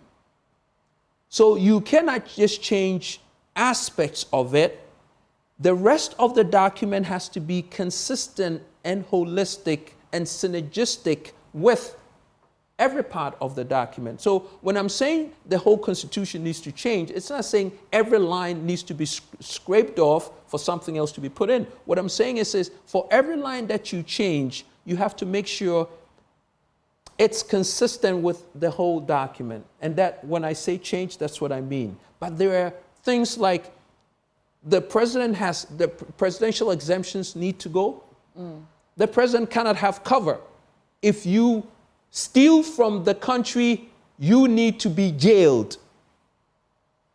Okay? Number two, we can't have a president appointing the electoral commissioner, appointing an IGP, appointing an accountant general. We can't. We can't have a president going around appointing over 6,000 positions to executives to run the country. What kind of cassava republic is that? Kokunte Republic, actually. This morning, I read a story that said Ghana is ranked 6th in Africa in terms of the most attractive places to invest. I think it's right here. I can just look at it briefly. And you're saying we have a Kokunte Republic and all that, but it looks like we're making progress. So it says we are 6th in terms of the most attractive countries to invest in. I just want to get to that story. Sweetie, let me no, I mean, your posturing sounds as if nothing is working at all. No, I'm not saying that, but I want to get... Listen to me. Listen, sweetie, if Ghana is one of the best places to invest, sweetie, is the money coming to the indigenous Ghanaian? Do you listening to you. Do you understand my point? Listen, we haven't built Ghana to allow for the indigenous Ghanaian to succeed. Foreigners are taking over Ghana. I have a problem with that. Because listen, I've traveled all over the world. I have traveled all over the world. They never allow foreigners to take over their country. They position their indigenous citizens to take advantage of the people who are coming in. You see? Now, let me say this. If business has to, give me one business that is a multi-million-dollar business in Ghana that we have maybe 3 top executives who make over $1 million. You can't find one. Not right now. Nothing comes to my mind at the moment. But I'm sure if you look, you find I mean, one. if you situate it in the context of the executives, and I'm sure you're talking of Ghanaian executives. That's correct. Making over $1 million, then because you know the economic situation and the scale, right? I think it's a bit unfair when you say $1 million. But if you pick the Just Born groups, the Zoom Lions, there are some indigenous entities where top execs are making a lot of money. I wouldn't mention MTN when Selom Adadevo was there because then it's a bit off balance. So what I'm saying is these are Ghanaian companies. Mm. But if you bring in the FDIs and all the companies that have come out of non-Ghanaian, indigenous Ghanaian setups, what you will find, and I've did some research on it, that the top layer of executives are non-Ghanaian. Can we talk about Magdan for a second? Magdan is a wholly owned Ghanaian company, and I think they're making great strides. But that's a and he is Ghanaian, is he not? Yeah, but that's a wholly owned. You're missing the point. That's a wholly owned Ghanaian company. Right. What I'm saying is we have to build a foundation for Ghanaian businesses, AGI, to succeed. We cannot allow for foreign companies to come in, especially when they come in and make the money, and there is no policy to force them to keep at least 70-80% of their money here. I see the point you're making. Repatriating, I mean, a lot of them are repatriating funds. And I agree with you to a certain extent. And that's decimating our financial structure. I mean, the latest gold mine we've brought on board, a lot of people didn't know it was Chinese. The Cardinal, I think, Namdini mine, all of that. But let me ask you this. It's easy to talk fancy, to wax lyrical about these issues. Let's assume Kofi Granting is president. What are you going to do about that? That's it. All right. So I'll give you top 5 things that I'll do, which is the mega agenda for Ghana. So the mega agenda for Ghana addresses 5 major points, and that's it. Number 1, we have to change the constitution. Okay, we're changing the constitution. You see, when you say this, I always have to hold you. Sure. We are changing the constitution for what? Are you aware of the processes that must be gone through? And in any case, there is a 2010 Constitutional Review Commission, which has done fantastic work on this and where we could go. So a number of things could be done. When you say changing the Constitution, it means, are we throwing away the 1992 Constitution no, I'm not saying and that, getting a new one? No, what I'm saying is when you say there is a fabulous commission, that's, so what? I mean, so... The recommendations are there. Have you read them? I know of the recommendations. Okay. I made some of the recommendations, and it's in the Constitution. But what I'm saying is to what point? Has that been implemented? So what are you saying? No, I'm just trying to get the letter of what you're saying. No. If you say you're changing, are you throwing away the entirety of the thing? No, I'm not throwing away the entirety of, but what I'm saying is most of the document would have to be consistent with all the other changes we're going to make, and some of the changes are what I've just enlisted. But when you come out and you make a point that, oh, we have a commission that so what? What have they been able to do? How has that affected our Tamale scheme? God bless his soul. He made an attempt to change it. He got hammered down by his own parliament, right? And what happened? Everybody stopped. Mahama came, he didn't go forward with it. Why didn't he? Reviews were there, so what point are you making? Some of them have shown, well, they say if they come back, they will do some of these things. Yeah, it's always if they come back. How about you? That's why I'm changing it. It doesn't work for Ghanaians, and Ghanaians need to understand, listen, we have legalized criminality in this country. We need to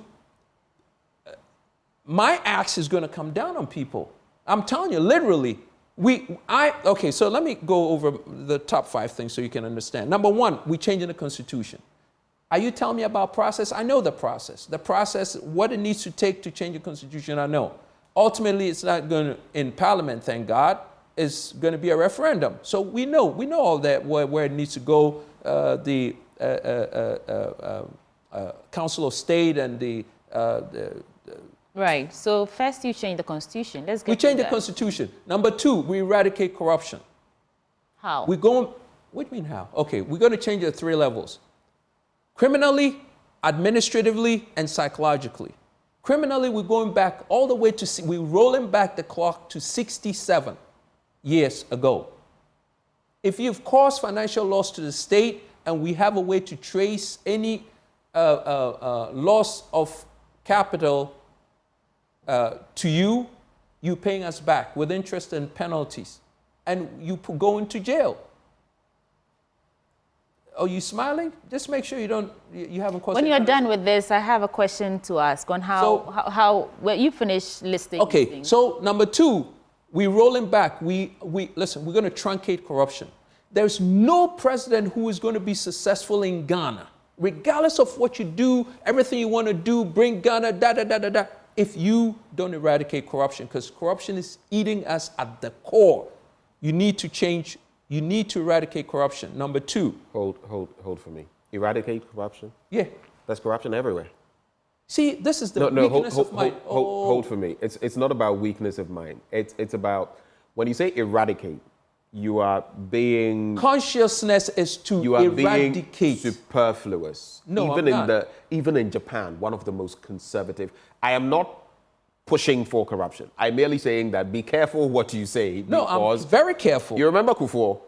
Zero tolerance for corruption. And then in the end, what we heard was corruption has been with us since the days of Adam. That's a really bad example, so don't talk. Anyway, let's move forward. But let me explain something to you. My background is engineering. When you want to fly a space shuttle into space, you don't say, I'm looking to bring it maybe to the moon and then see what happens. Specificity is paramount. You want to go empirical with corruption.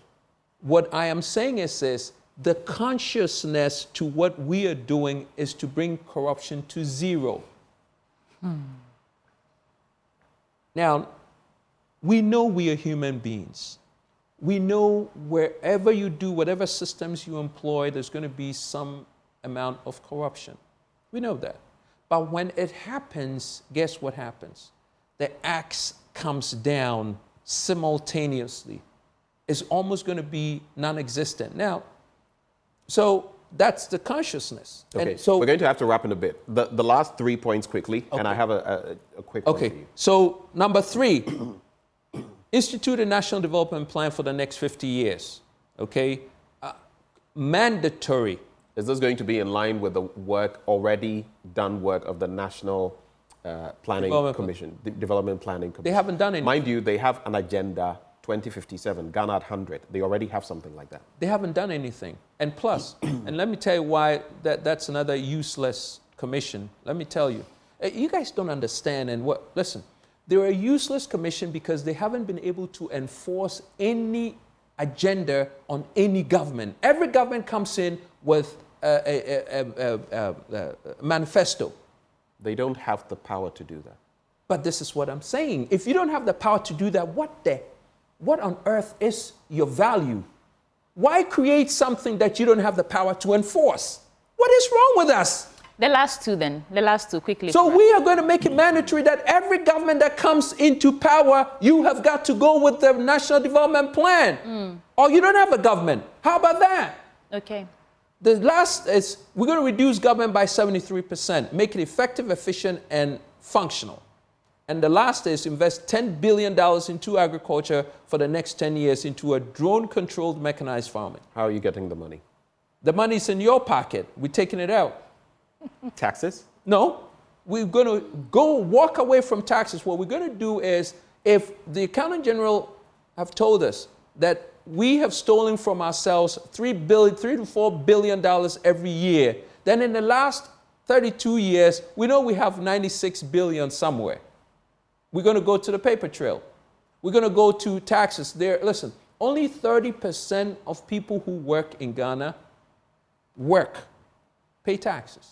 So you have to implement what we call an integrated national ID and address system, port that into a national data repository system so that everybody who makes any kind of income in Ghana, you're able to track. Let me tell you another big problem. Right now, 80% of everybody who works in Ghana is in the micro, small, and medium enterprises. 90% of that is in the informal sector. Smart. They come in and talk to us about digitization.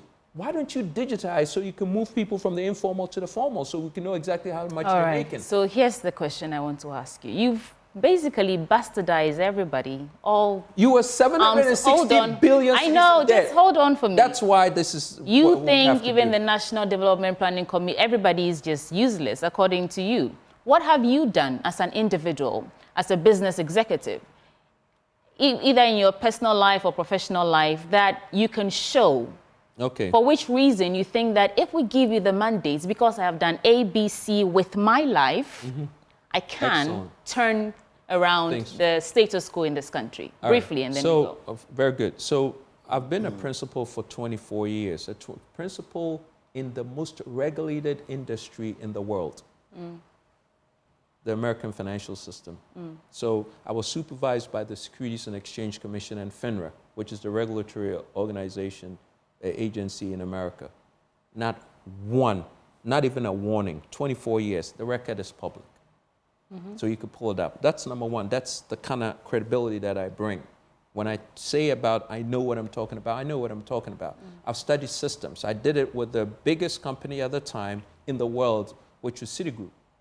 Okay, so I work with Keith Cunningham. You could pull his record directly. I've worked with Steve Barger and Sandy Weil. Sandy Weil was who created Jamie Dimon, who runs JP Morgan Chase, well, Bank of America, and now. So these are people that I've worked with hand on hand. Now, in Ghana, let me tell you what I brought into Ghana. The first toll system. Yes, but for the sake of time, we're asking the bottom line. What has been your contribution? And even here in Ghana, I'm happy you're coming to Ghana. What can you say? Put your hand on your chest and say, I have done this, and so given the opportunity, I can do it on a bigger scale. I agree with you. A country is like a small, it's like a bigger, of, you know, well, but this is what I'm saying. Of a company. So show us. I've managed over $100 million under management, under my account. Not a hair got off. For maybe 15 years, I was the supervisor for 24. You with me? So my assets under management will prove. My clients will prove. So when you talk about a job, a position like a president, there are two things: performance and character, trust. And that's what I have. And that's what none of these people have. Okay, so right before we go, we do have to go. Are you winning this presidential election? Listen, Ghana for, like Benjamin always say, Ghana for. So I take it from Benjamin again. Ghana for. If we want Ghana to change, actually scratch that, transform into a totally new Ghana where the foundation that has been built for the last 67 years, which has caused us all this problem, is going to be demolished and built anew. For a new Ghana to be put up, then you need Kofi Kranting. I know that when you listen to me, it's almost like it makes you cringe because I speak from a position that you haven't heard before. But this is exactly what we need, Ghana. Ghana, we have a problem in housing. Our housing is a problem. Our healthcare is a problem. Our jobs are a problem. Our education it's not relevant. Our security is a problem. Transportation is a problem. It's all bola. Okay. I am your official bola man. I'm going to clean out the bola. Nobody can clean out the bola than Kofi Kranting. That's why you need to vote for number 10. This is it. If Ghana must change, Kofi Kranting number 10. Official bola man. Thank you so much, Kofi Kranting. This is it, just brought back Michael Jackson. I gave you some Michael Jackson vibes this morning. Benjamin, we should go. Well, Kofi Kranting, thank you very much for joining the conversation. He's number 10 on the ballot, if you'd care to vote for him. And he's made his pitch. Kofi Kranting, thank you for joining the conversation. Thank you. Well, coming up shortly, we'll be telling you about today's episode of Climate Focus. We'll be exploring Ghana's textile waste crisis, a growing environmental hazard that intensifies climate change impacts and ocean pollution. Each week, mountains of second-hand clothes from the global north flood Ghana's markets, with much of this unsaleable or unsellable waste discarded in landfills or burnt, releasing harmful pollutants into the air. In response, the Oil Foundation is taking urgent steps to address the problem, converting textile waste into new products and reducing its environmental toll. My colleague Michael Ashali will be bringing you more on that. Do stay with us.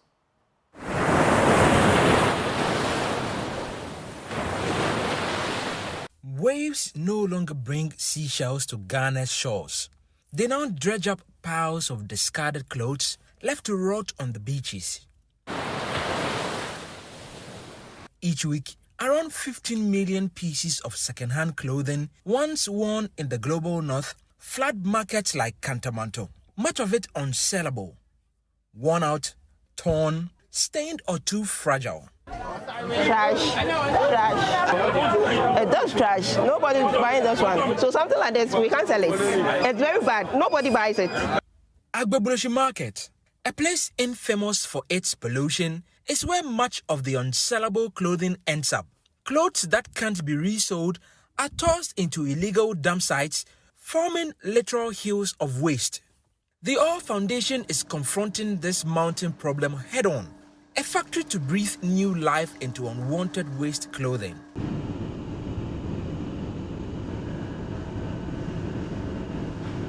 Like we're in Ghana, nobody needs winter jackets over here, but a lot of those also come in. As long as somebody has no use for it and it can't find a good place to go to, that's waste.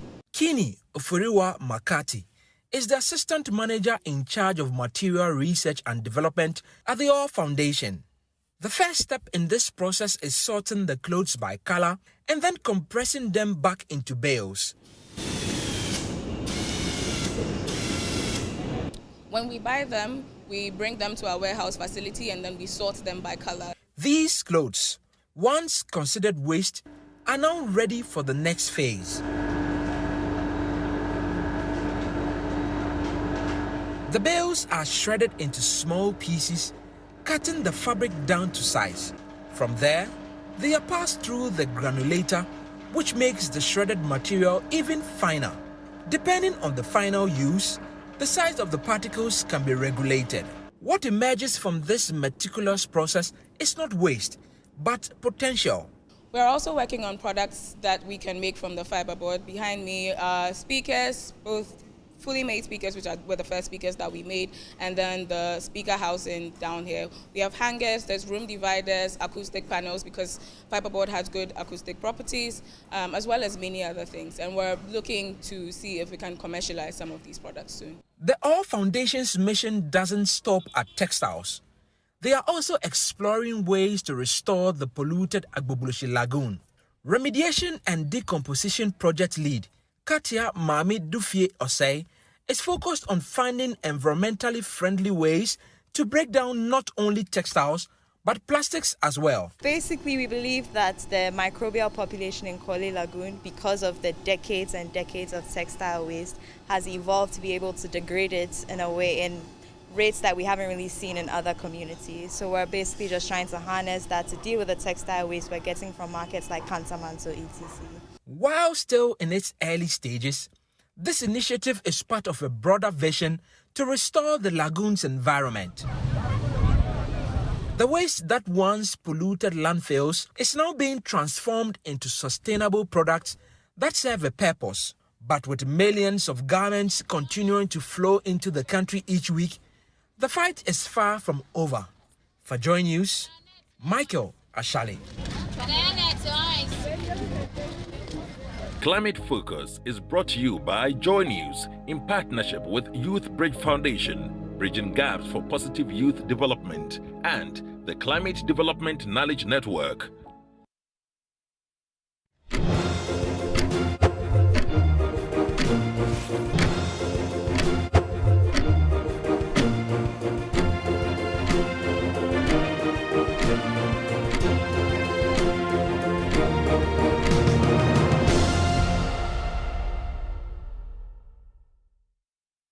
You are still watching the AM show. My name is Sweetie Aboshi. Now, let me tell you about the Joy Prime Made in Ghana Fair. I'm sure you've heard about it.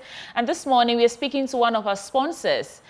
Tony Boateng is in the studio with me. He's the FinTech Distribution Manager for Mobile Money Limited from MTN. Tony, welcome to the program. Thank you, Sweetie. I know you are as excited as we are about the Joy Prime Made in Ghana Fair because, of course, we're celebrating Ghana. And we're celebrating our achievements in terms of everything that has been made in Ghana. But let's get to know you a bit more and then why you are coming on board as a sponsor. So introduce yourself to us and tell us a little bit about what you do at MTN. Great. Thank you, sweetie, and good to have you with me here as well. Just want to say good morning to your cherished viewers. It's always a pleasure to interact with them via such medium. My name is Tony Boatin, like you rightly stated. I handle the fintech distribution aspect of Mobile Money Limited. Essentially, we touch base with the channels in trade just to be able to push initiatives or to be able to sell and deliver the best of services to our customers. So we have agents, merchants, and then we have our consumers, which is the subscriber. So what we essentially do is to ensure we pick feedback. We actually come back to the drawing table. We go back to them with what they need so we can best serve them better. Essentially, that's what I do. How do you get these feedbacks? How do you get it? Well, so we have various platforms and channels. So we do what we call the direct consumer contacts.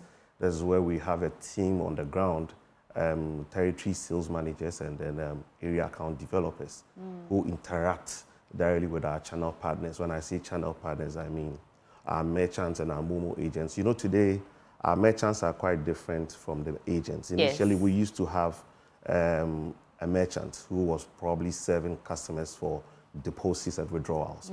Today, there's an aspect of the business which empowers business entities and individuals to be able to accept mobile money as a medium of payment. So these are customers we call the merchants.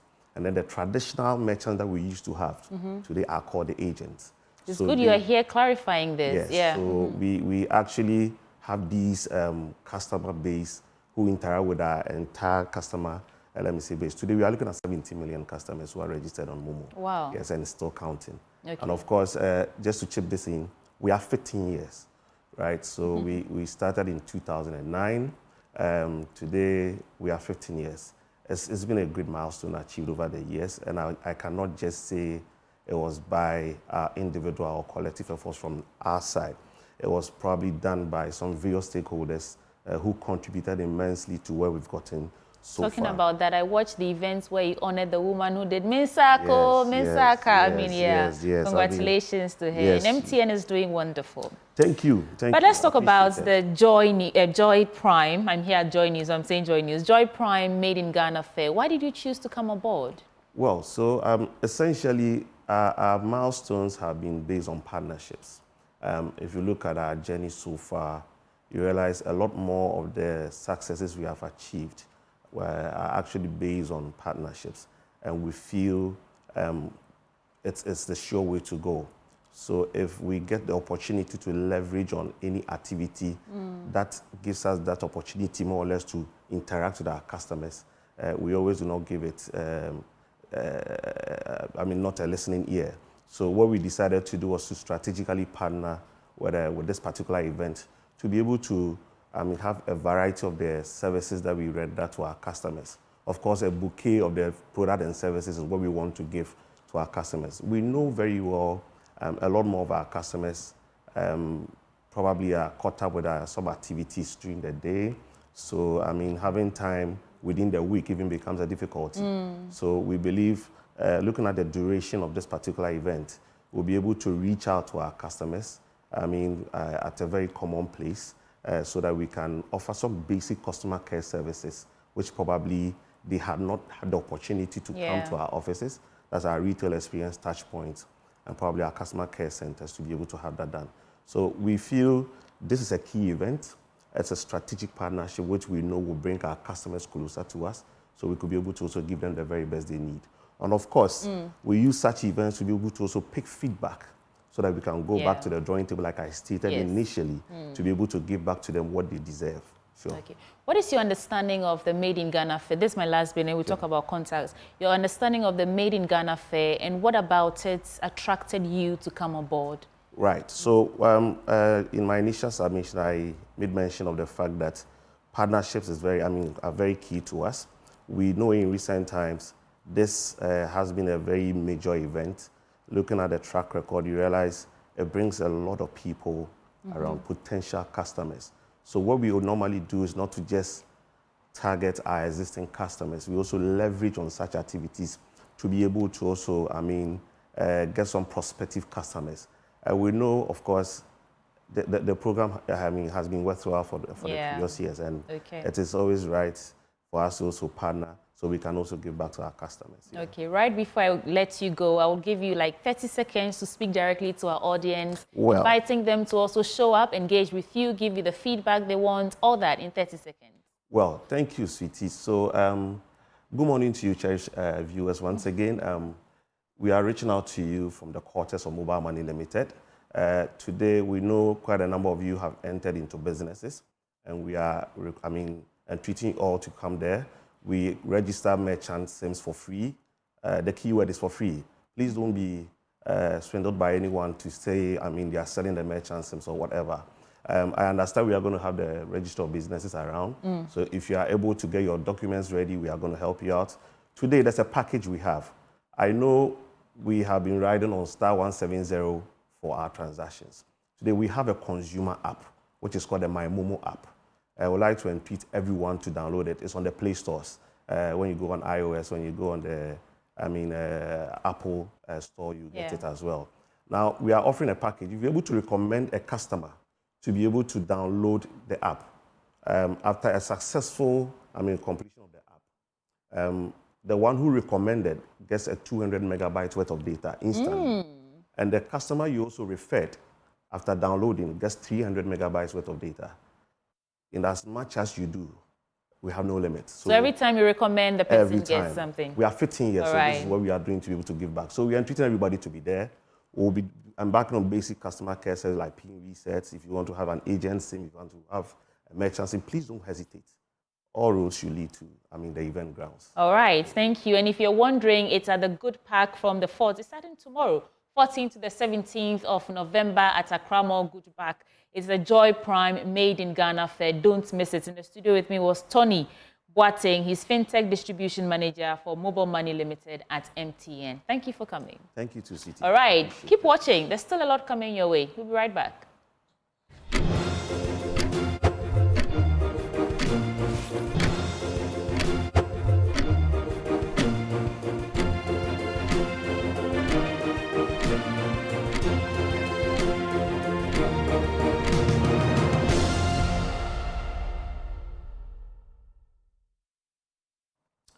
Welcome back on the AM show. Now, the Municipal Assembly of Yendi, in consultation with the Overlord of Dagbon, took the decision to honor their own by naming the Yendi stretch of the dualized Eastern Corridor Road after a man who is a former engineer, former politician, the first Muslim vice president of Ghana.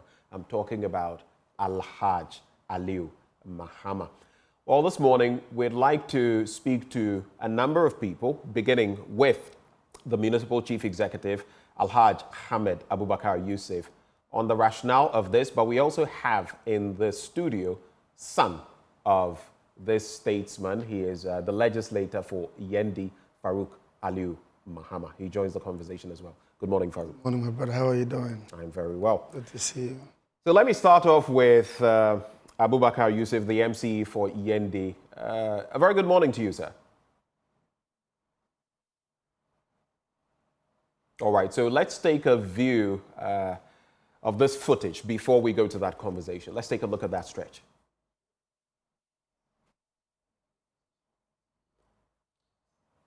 I am Alhaji Hamid Abubakar Yusuf, the Municipal Chief Executive for Yendi Municipal Assembly.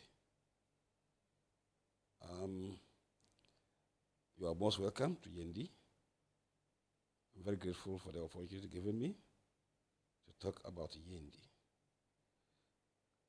especially to talk about the reason why we have named the dual carriage, the newly constructed dual carriage, naming after His Excellency, the late Vice President of the Republic of Ghana, the person of Alhaji Aliu Mahama. Alhaji Aliu Mahama, as you know, was born and bred in Yendi here. I grew out to meet him as a contractor. He was called Lidra, that's the company.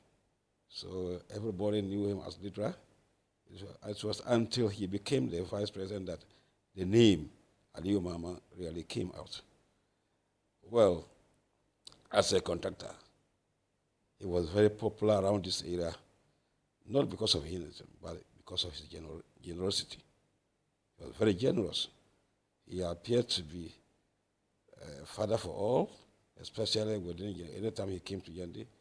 He was able to show that he visited all the stakeholders in the town.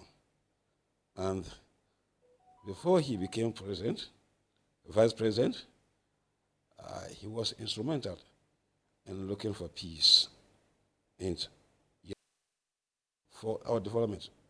Otherwise, every resources meant for our development will always be going into resolution of conflicts. This was not good for us. That was 1999. Later did we know that he will be selected as a running mate to Nanado, let alone to become the vice president. And luckily when he became vice president, he again continued as a vice president to see how he can resolve the Lagbang issue.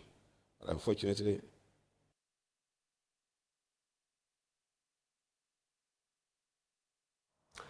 and so that was the MC Alhaj Ahmed Abubakar Yusuf speaking about that latest development. Let me come into the studio now.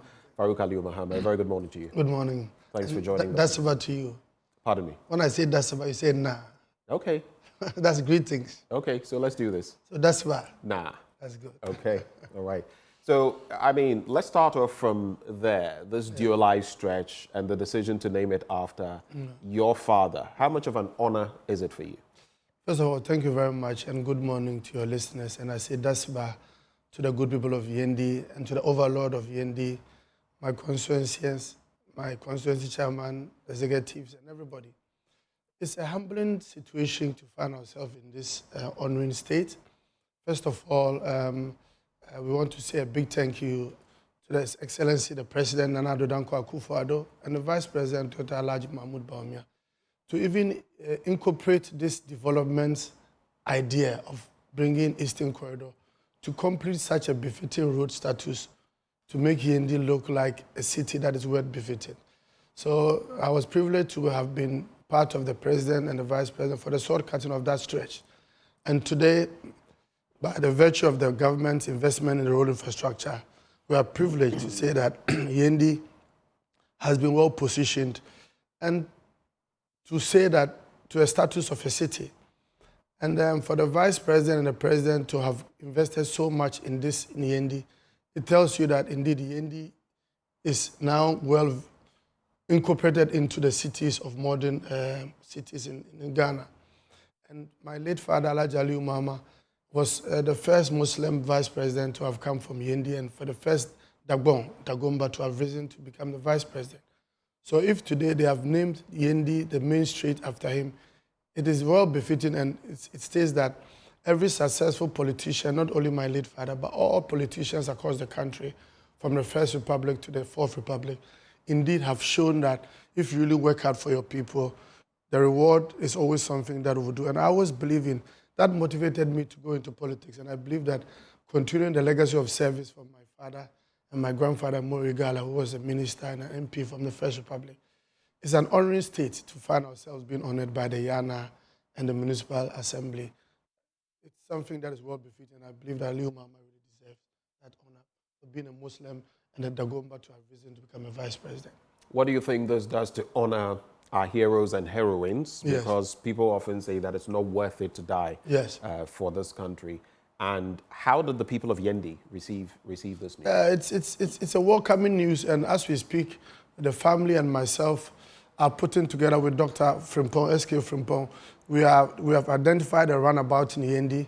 We've started doing a beautification of the runabout, and we're going to put a statue, a befitting statue, Aliyu Mahama statue, on that runabout and commission it. On the 16th of November would be his 11th year since his demise. So on the 16th of April, we're going to have a prayer at the Zongono Amama Palace, and we'll look at commissioning the road and the commissioning of the statue that have been named after the Aliyu Mahama Street in Yendi on the 30th. So it's a welcoming news, and the good people of Yendi are ecstatic. I believe the president and the vice president, I told the president when he visited Yendi, and he was really elated. The vice president is also happy. And the family of the Aliu Mahama, the Zongona Mahama, myself, my siblings, my brothers, my sisters, and my wife and my kids are all happy. At least their legacy of service that our late father contributed to Ghana and the people of Dagbon is something that is worth emulating. And I believe that legacy may have played a role in the people of Yendi actually giving you the nod to be their member of parliament. Yes. You've been in the House and you've seen developments. We'll talk about some of the latest ones, but you are gunning for another role, to another, well, nod from your people to go back to parliament. How is that campaign going? Thank you very much. And of course, we do know that there were some issues in there as far as even your party primary was concerned. Have you resolved that completely? Yes. First of all, I took a bold decision to become a member of parliament after the demise of my late father, having looked at the contribution he had made. I've been a successful manager. I've risen through the ranks from cocoa marketing to become a procurement manager. I worked in Cocoa Board for over 12 to 15 years.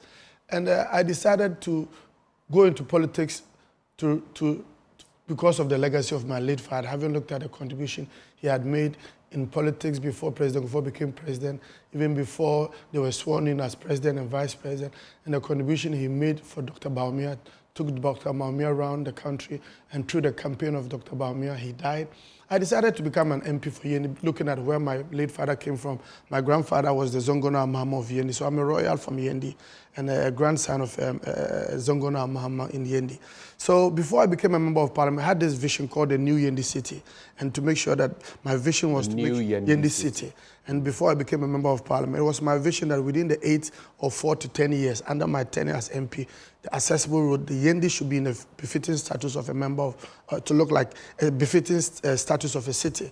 And truly and behold, I even worked hard to even become a member of parliament. Even before I became a member of parliament, I had shown signs of leadership, employment opportunities, renovating the Yendi mortuary, employment people over 80, some in Cocoa Board, immigration, all. And the people in boreholes, support for women, I set up an NGO, which was Partnership for Poverty Reduction. And this was a vehicle and a tool we're going to use to reduce the poverty levels in Yendi.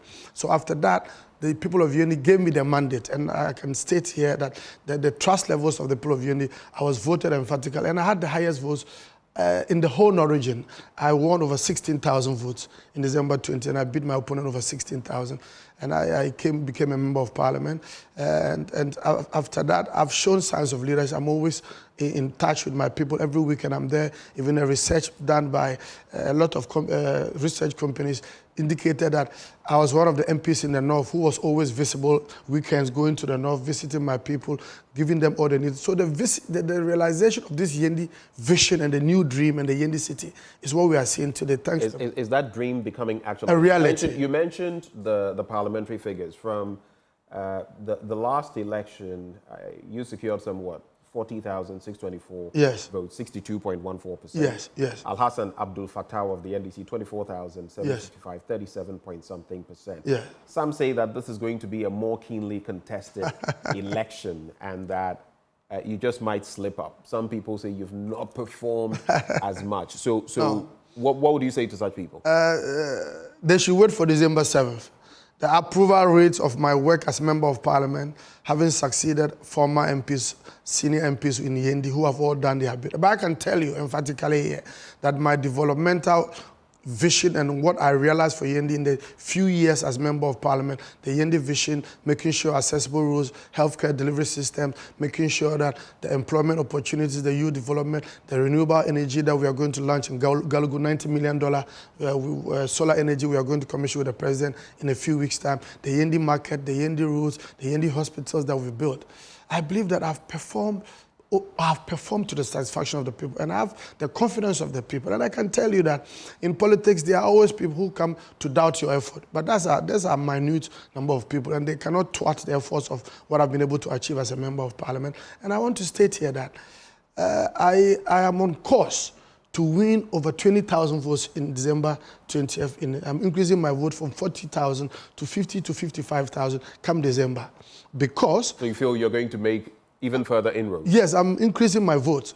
Based on what are you saying? Based on the track things you've already record, mentioned. work I've done, health sector, education sector, road sector, employment opportunities. What I've done, where I've taken Yendi from where we were and where we are today, the new Yendi city that we are envisaging, that the videos are there for you to testify, that the people have trusted that whatever I said, I've been able to accomplish. Not all promises that you can say that you've accomplished, but I can say 80 to 85% of my promises has been achieved. And there's always a room for improvement. And let me state here that my competitor, the NDC candidate, has no track record, has no evidence. I became a member of parliament based on the work I had done. He's not here to speak for himself. Yeah, I'm just saying so you can speak for yourself. Yes, and I'm saying that I performed better and showed some signs of leadership before I was elected. Showing you, I can point to evidence-based projects that I did, water projects, employment opportunities in Ghana with the immigration service, the things I did, and the needs assessment of the people in the village. And if you look at the education projects that we were, since I became a member of parliament, over 50 street education projects, I've led to over 60 communities, and we are here to do more. And before I became a member of parliament, we were not at that level. So based on my performance and all what I've done and assessment of all what I've been doing in the constituency, I believe that I'm going to win. There's an independent candidate, but that independent candidate has no significant impact in the electoral fortunes of the NPP in December. So it's a straight fight between you and the NDC? Yes, and I don't see it to be a fight. I see it to be a competition, but at the end of the day, the good people of UND know my caliber, they know my character, they know my track record, they know the evidence-based politics and the transparency and the open door policy and all the investments I've brought into the country through the help of the president and the vice president and all the people of my constituency, the chairman and the constituency executive. I believe that we have worked hard and we deserve another 10. All right. You were talking about what happened in 2024, the primaries. We have gone past that. I was declared the win. I won the elections. The neck is the. But you know the manner. This, I mean, from the altercation with a journalist to. That's a sudden event I don't want us to go about. Yes. The rerun. And there's no rerun anywhere. No. To the thoughts that there should be a rerun. No. To then what I found very interesting, not your contender Habibata. Yes. Herself coming out, but the party coming out to say that there was not going to be, this second coming or this second calling for votes and all of that in that primary and everything else. Initially, it came from the party before she even said anything. Some people say there's still some bad blood in there. That was why I was asking you, do you have the support in Yendi to deliver the mandate? I have the total support of the people of Yendi. To be a member of parliament to continue.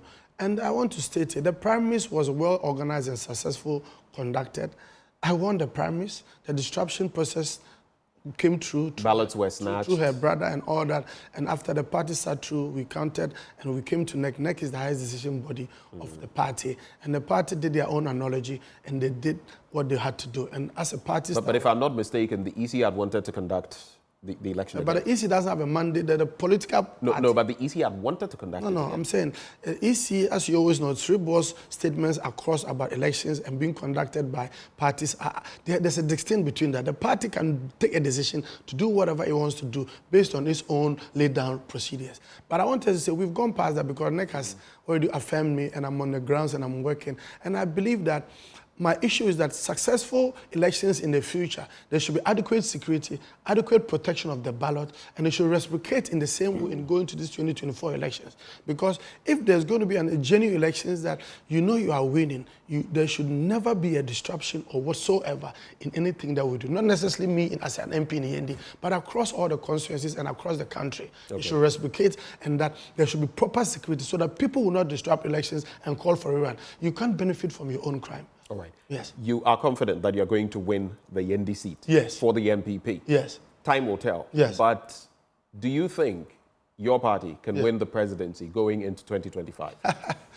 Our party, led by Dr. Alhaji Mahmoud Bawumia, is not a vice president. It's not a vice president who wants to be. And maybe I see you're going to wax lyrical. Maybe let me premise it on the back of you've heard Fitch in recent times. They have reiterated that per there. And the good thing, the interesting thing is, over time they've been proven right in past elections, including ones that favored the NPP. Yes, they've been proven right. Yes, and they are saying this time that it is inching towards the NDC, that there is a very high probability that the NDC and the former president will win the election. Global Info Analytics and a few others point in the same direction. So now you can go ahead. Thank you very much. First of all, our flag bearer and leader of the party, Dr. Alhaji Mahmoud Bawumia, and the government of Nana Addo Dankwa Akufo-Addo has performed tremendously well in all aspects of the country. The economy, the infrastructure development, which has never been seen in the Fourth Republic, the human development, the innovations, the digitization, digitizing economy, using digitization as a tool to do a lot of things that would truncate, we have to make sure transparency would be upheld high. Because when you have a digitized way of doing things, there's no interface in whatever we do. And all this has been led by our Vice President, our incoming President, Dr. Alhaji Mahmoud Bawumia. Dr. Mahmoud Bawumia's energy and zeal to this victory that we are going for is so shocking. He has taken this election as if he's in opposition. He's had deaf ears on reports. He's had deaf ears on Fitch.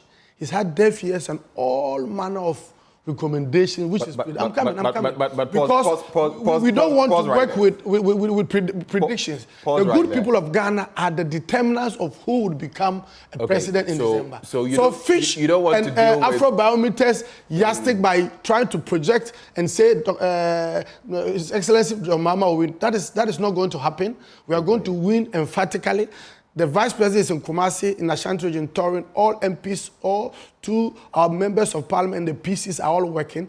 There's no way we are going to sit down and leave any stone unturned. Until the last ballot is counted, we are not going to work with any predictions or any Fitch or any info analytics, because the work and the good people of Ghana are listening to the good messages, are seeing the evidence of what we have done, have seen the innovations and what Dr. Vice President has done and what the President has done. And based on the President Akufo-Addo's legacy and the innovation the Vice President also bringing, to be a leader, you must be ready to solve. And if you make a comparative analysis of when the Vice President was Vice President and when Dr. John Mahama was Vice President, there's a clear distinct that both of them in that various roles as Vice President performed differently.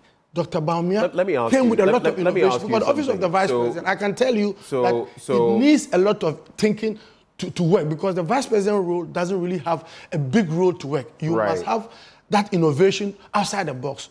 And we can point to Dr. Bawumia. What is interesting, though, is that usually, I remember the Vice President talking about some 30-something policies that he brought to bear. But when other things that didn't work are brought into the fray, then he's not part of that.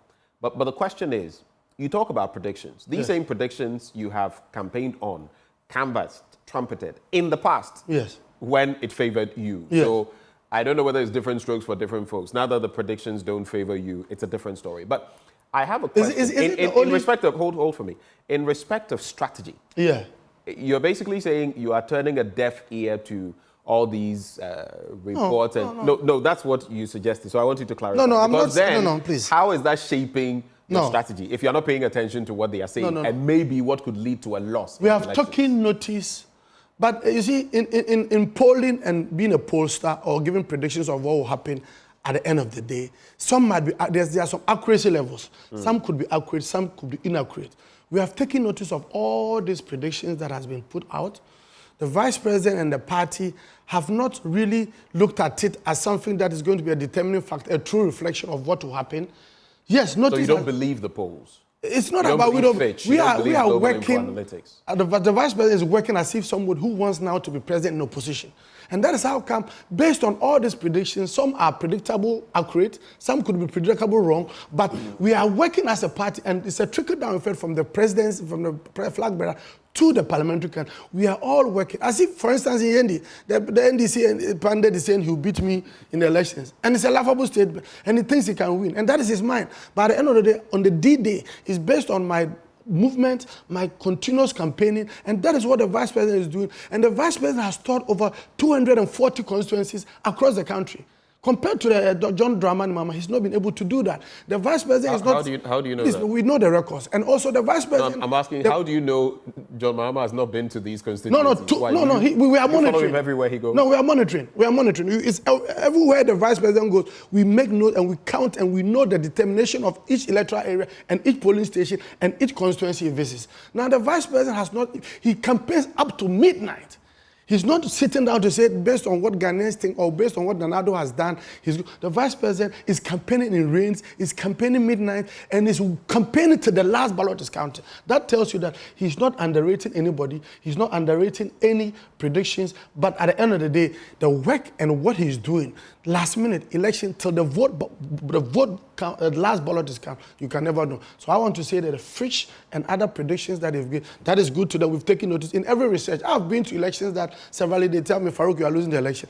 And based on that, I look at the SWOT analysis, look at my strength, look at the opportunity, look at my... which is what I was pointing to. So the party has taken notice of it. And I believe that the vice president being an innovative person, NPP being a party of intellectuals, being a party that is made up of people who are research-based, intellectual people who are strategists, will obviously look at the strengths and will go over. We've taken notice of it, but that will not be the true reflection on what is going to happen in December 7th. All right, so the NPP is winning election 2024. Yes. You are winning the Yendi seat. Massively. I'm winning the Yendi seat massively. I want you to take note of this. All right, yes. Massively. Yes. You mentioned anyway, you're adding some 15% to your vote. Yes. I'm winning over 50,000. I'm coming. Oh, you're adding 15,000. Yes, to the vote. Yes. So the 40,000 you're getting. My worst performance should be 50,000 votes because I had 40,000, and we've registered new voters in Yendi, and we have over 20,000 new first-time voters in Yendi, and I have over 10 to 15,000 of them who are the new voters. All right. Probably the final thing I want you to look at, Parliament and everything that has happened there. Yesterday, the Apex Court delivered a decision, but people say we have fundamental issues in Parliament, in the judiciary, in the executive. And let me just tell you, your colleague from South Dying, Roxanne Nelson Dafia-Makbo, has said that no problem, but another tool we can use is to ensure that Henry Quartey, Kennedy Ejapong, Sarah Asafo, you know their issue, which is pending. Yeah. We're going to push through and ensure that they vacate their seats or they lose their seats. Your reaction to that? No, first of all, you see, Parliament as a whole, led by our Speaker, we've had very turbulent situations at the 8th Parliament. And it's clear indication that we had the majority. And having done a lot of successive things, it has been some we've been successful, some we've not been. And these issues that triggered our majority leader, Afenyo to initiate this process. You know, NPP is a party that believes in democracy and the rule of law. Our president and all the party and the Dankwa Dombo Buzia tradition is a party that believes in going through due process. What initiated our party to go through this process was to create a perception and to create a finality to this argument of making sure that future debates or future issues that will reoccur in future successive parliaments like 8th or 9th to other ones going forward would be a thing of a past based on what we went through, taking it through the courts, making the court educate, making sure the Supreme Court, which is the highest court. So you were just following due process? Due process, to make sure that whatever that would be determined and what has been determined would bring the finality to all this argument. Listen, my brother, if you look at yesterday what happened, I've been in the court process with the majority leader and all the majority caucus and the leadership. Every time we go, I was there before they started, before the state of discussion. We came back to the speaker. The speaker declined to accept that. Serving the speaker with, I'm not a lawyer, serving the speaker with the writ. And I get the point you're making, but for the sake of time, do you fault the Speaker of Parliament for what has happened? Do you fault him? I believe that we could have managed this in a proper manner because the Supreme Court is the final determinant of any interpretation of the law.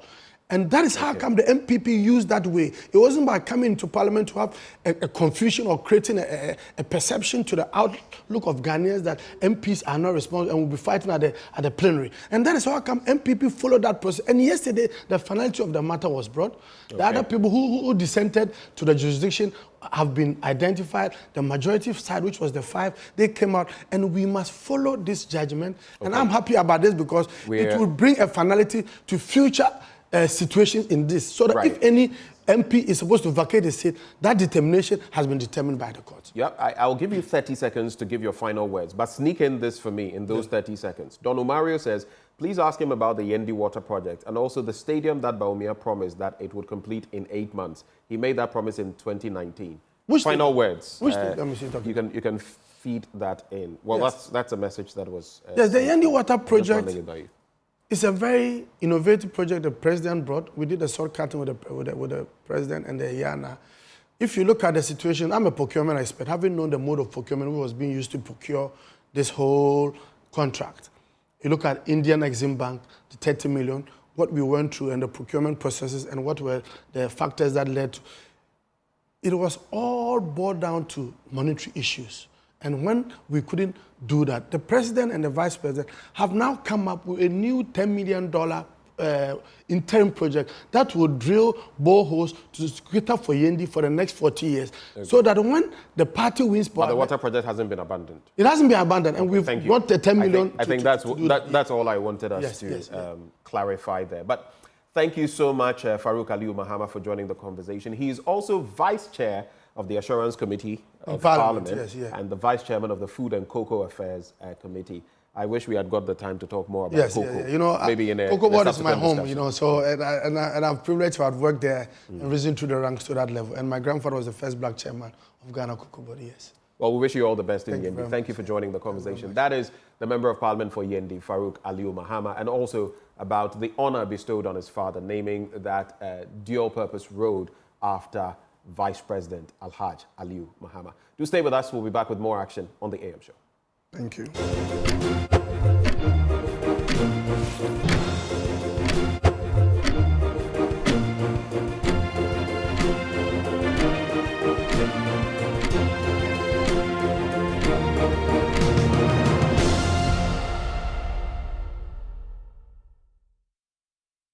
You're welcome back. This is still the AM show. Let's talk about the project that Youth Bridge Foundation is just about to launch. In the studio with me this morning, interesting name, Emanuela Manchaya Kalari.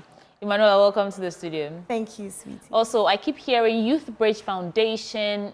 When Lloyd Sholadeyemi is, acknowledging his sponsors for just turned 18, and I think in terms of climate focus series as well, Youth Bridge Foundation is one of our sponsors. So I'm curious to know, what does Youth Bridge Foundation do? Thank you so much for having me. Youth Bridge Foundation is an African-based but international non-profit organization, and we are focused on empowering young people to contribute to sustainable development. Okay, hence Youth Bridge Foundation. Yes.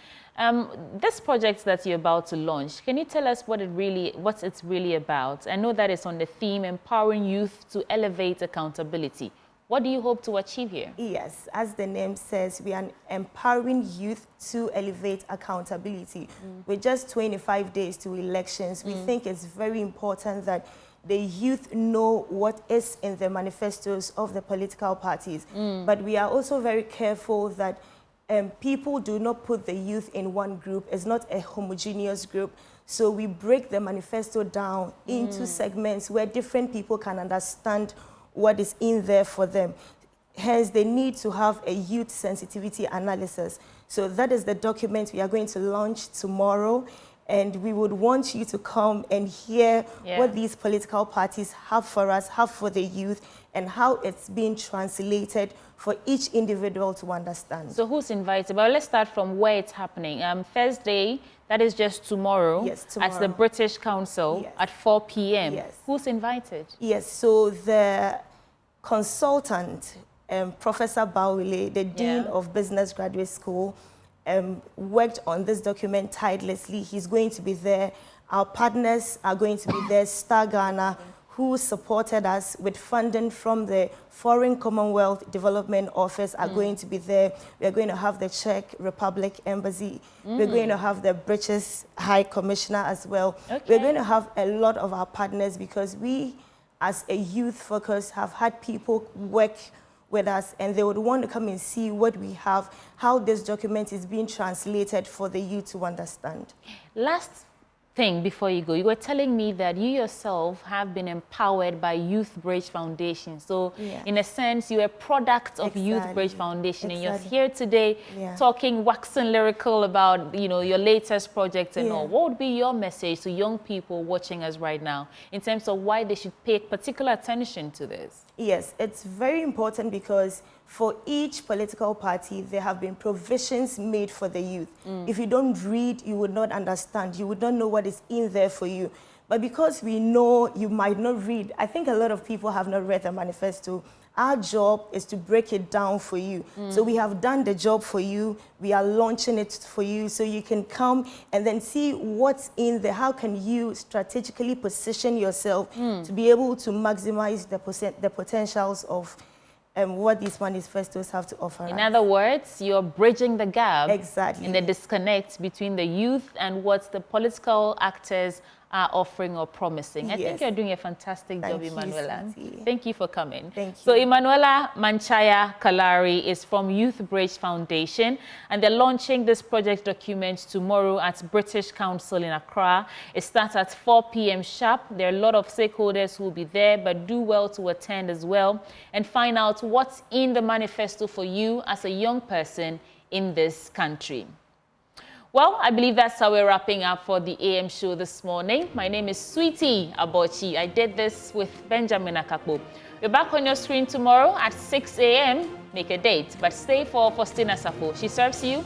Joy News Desk.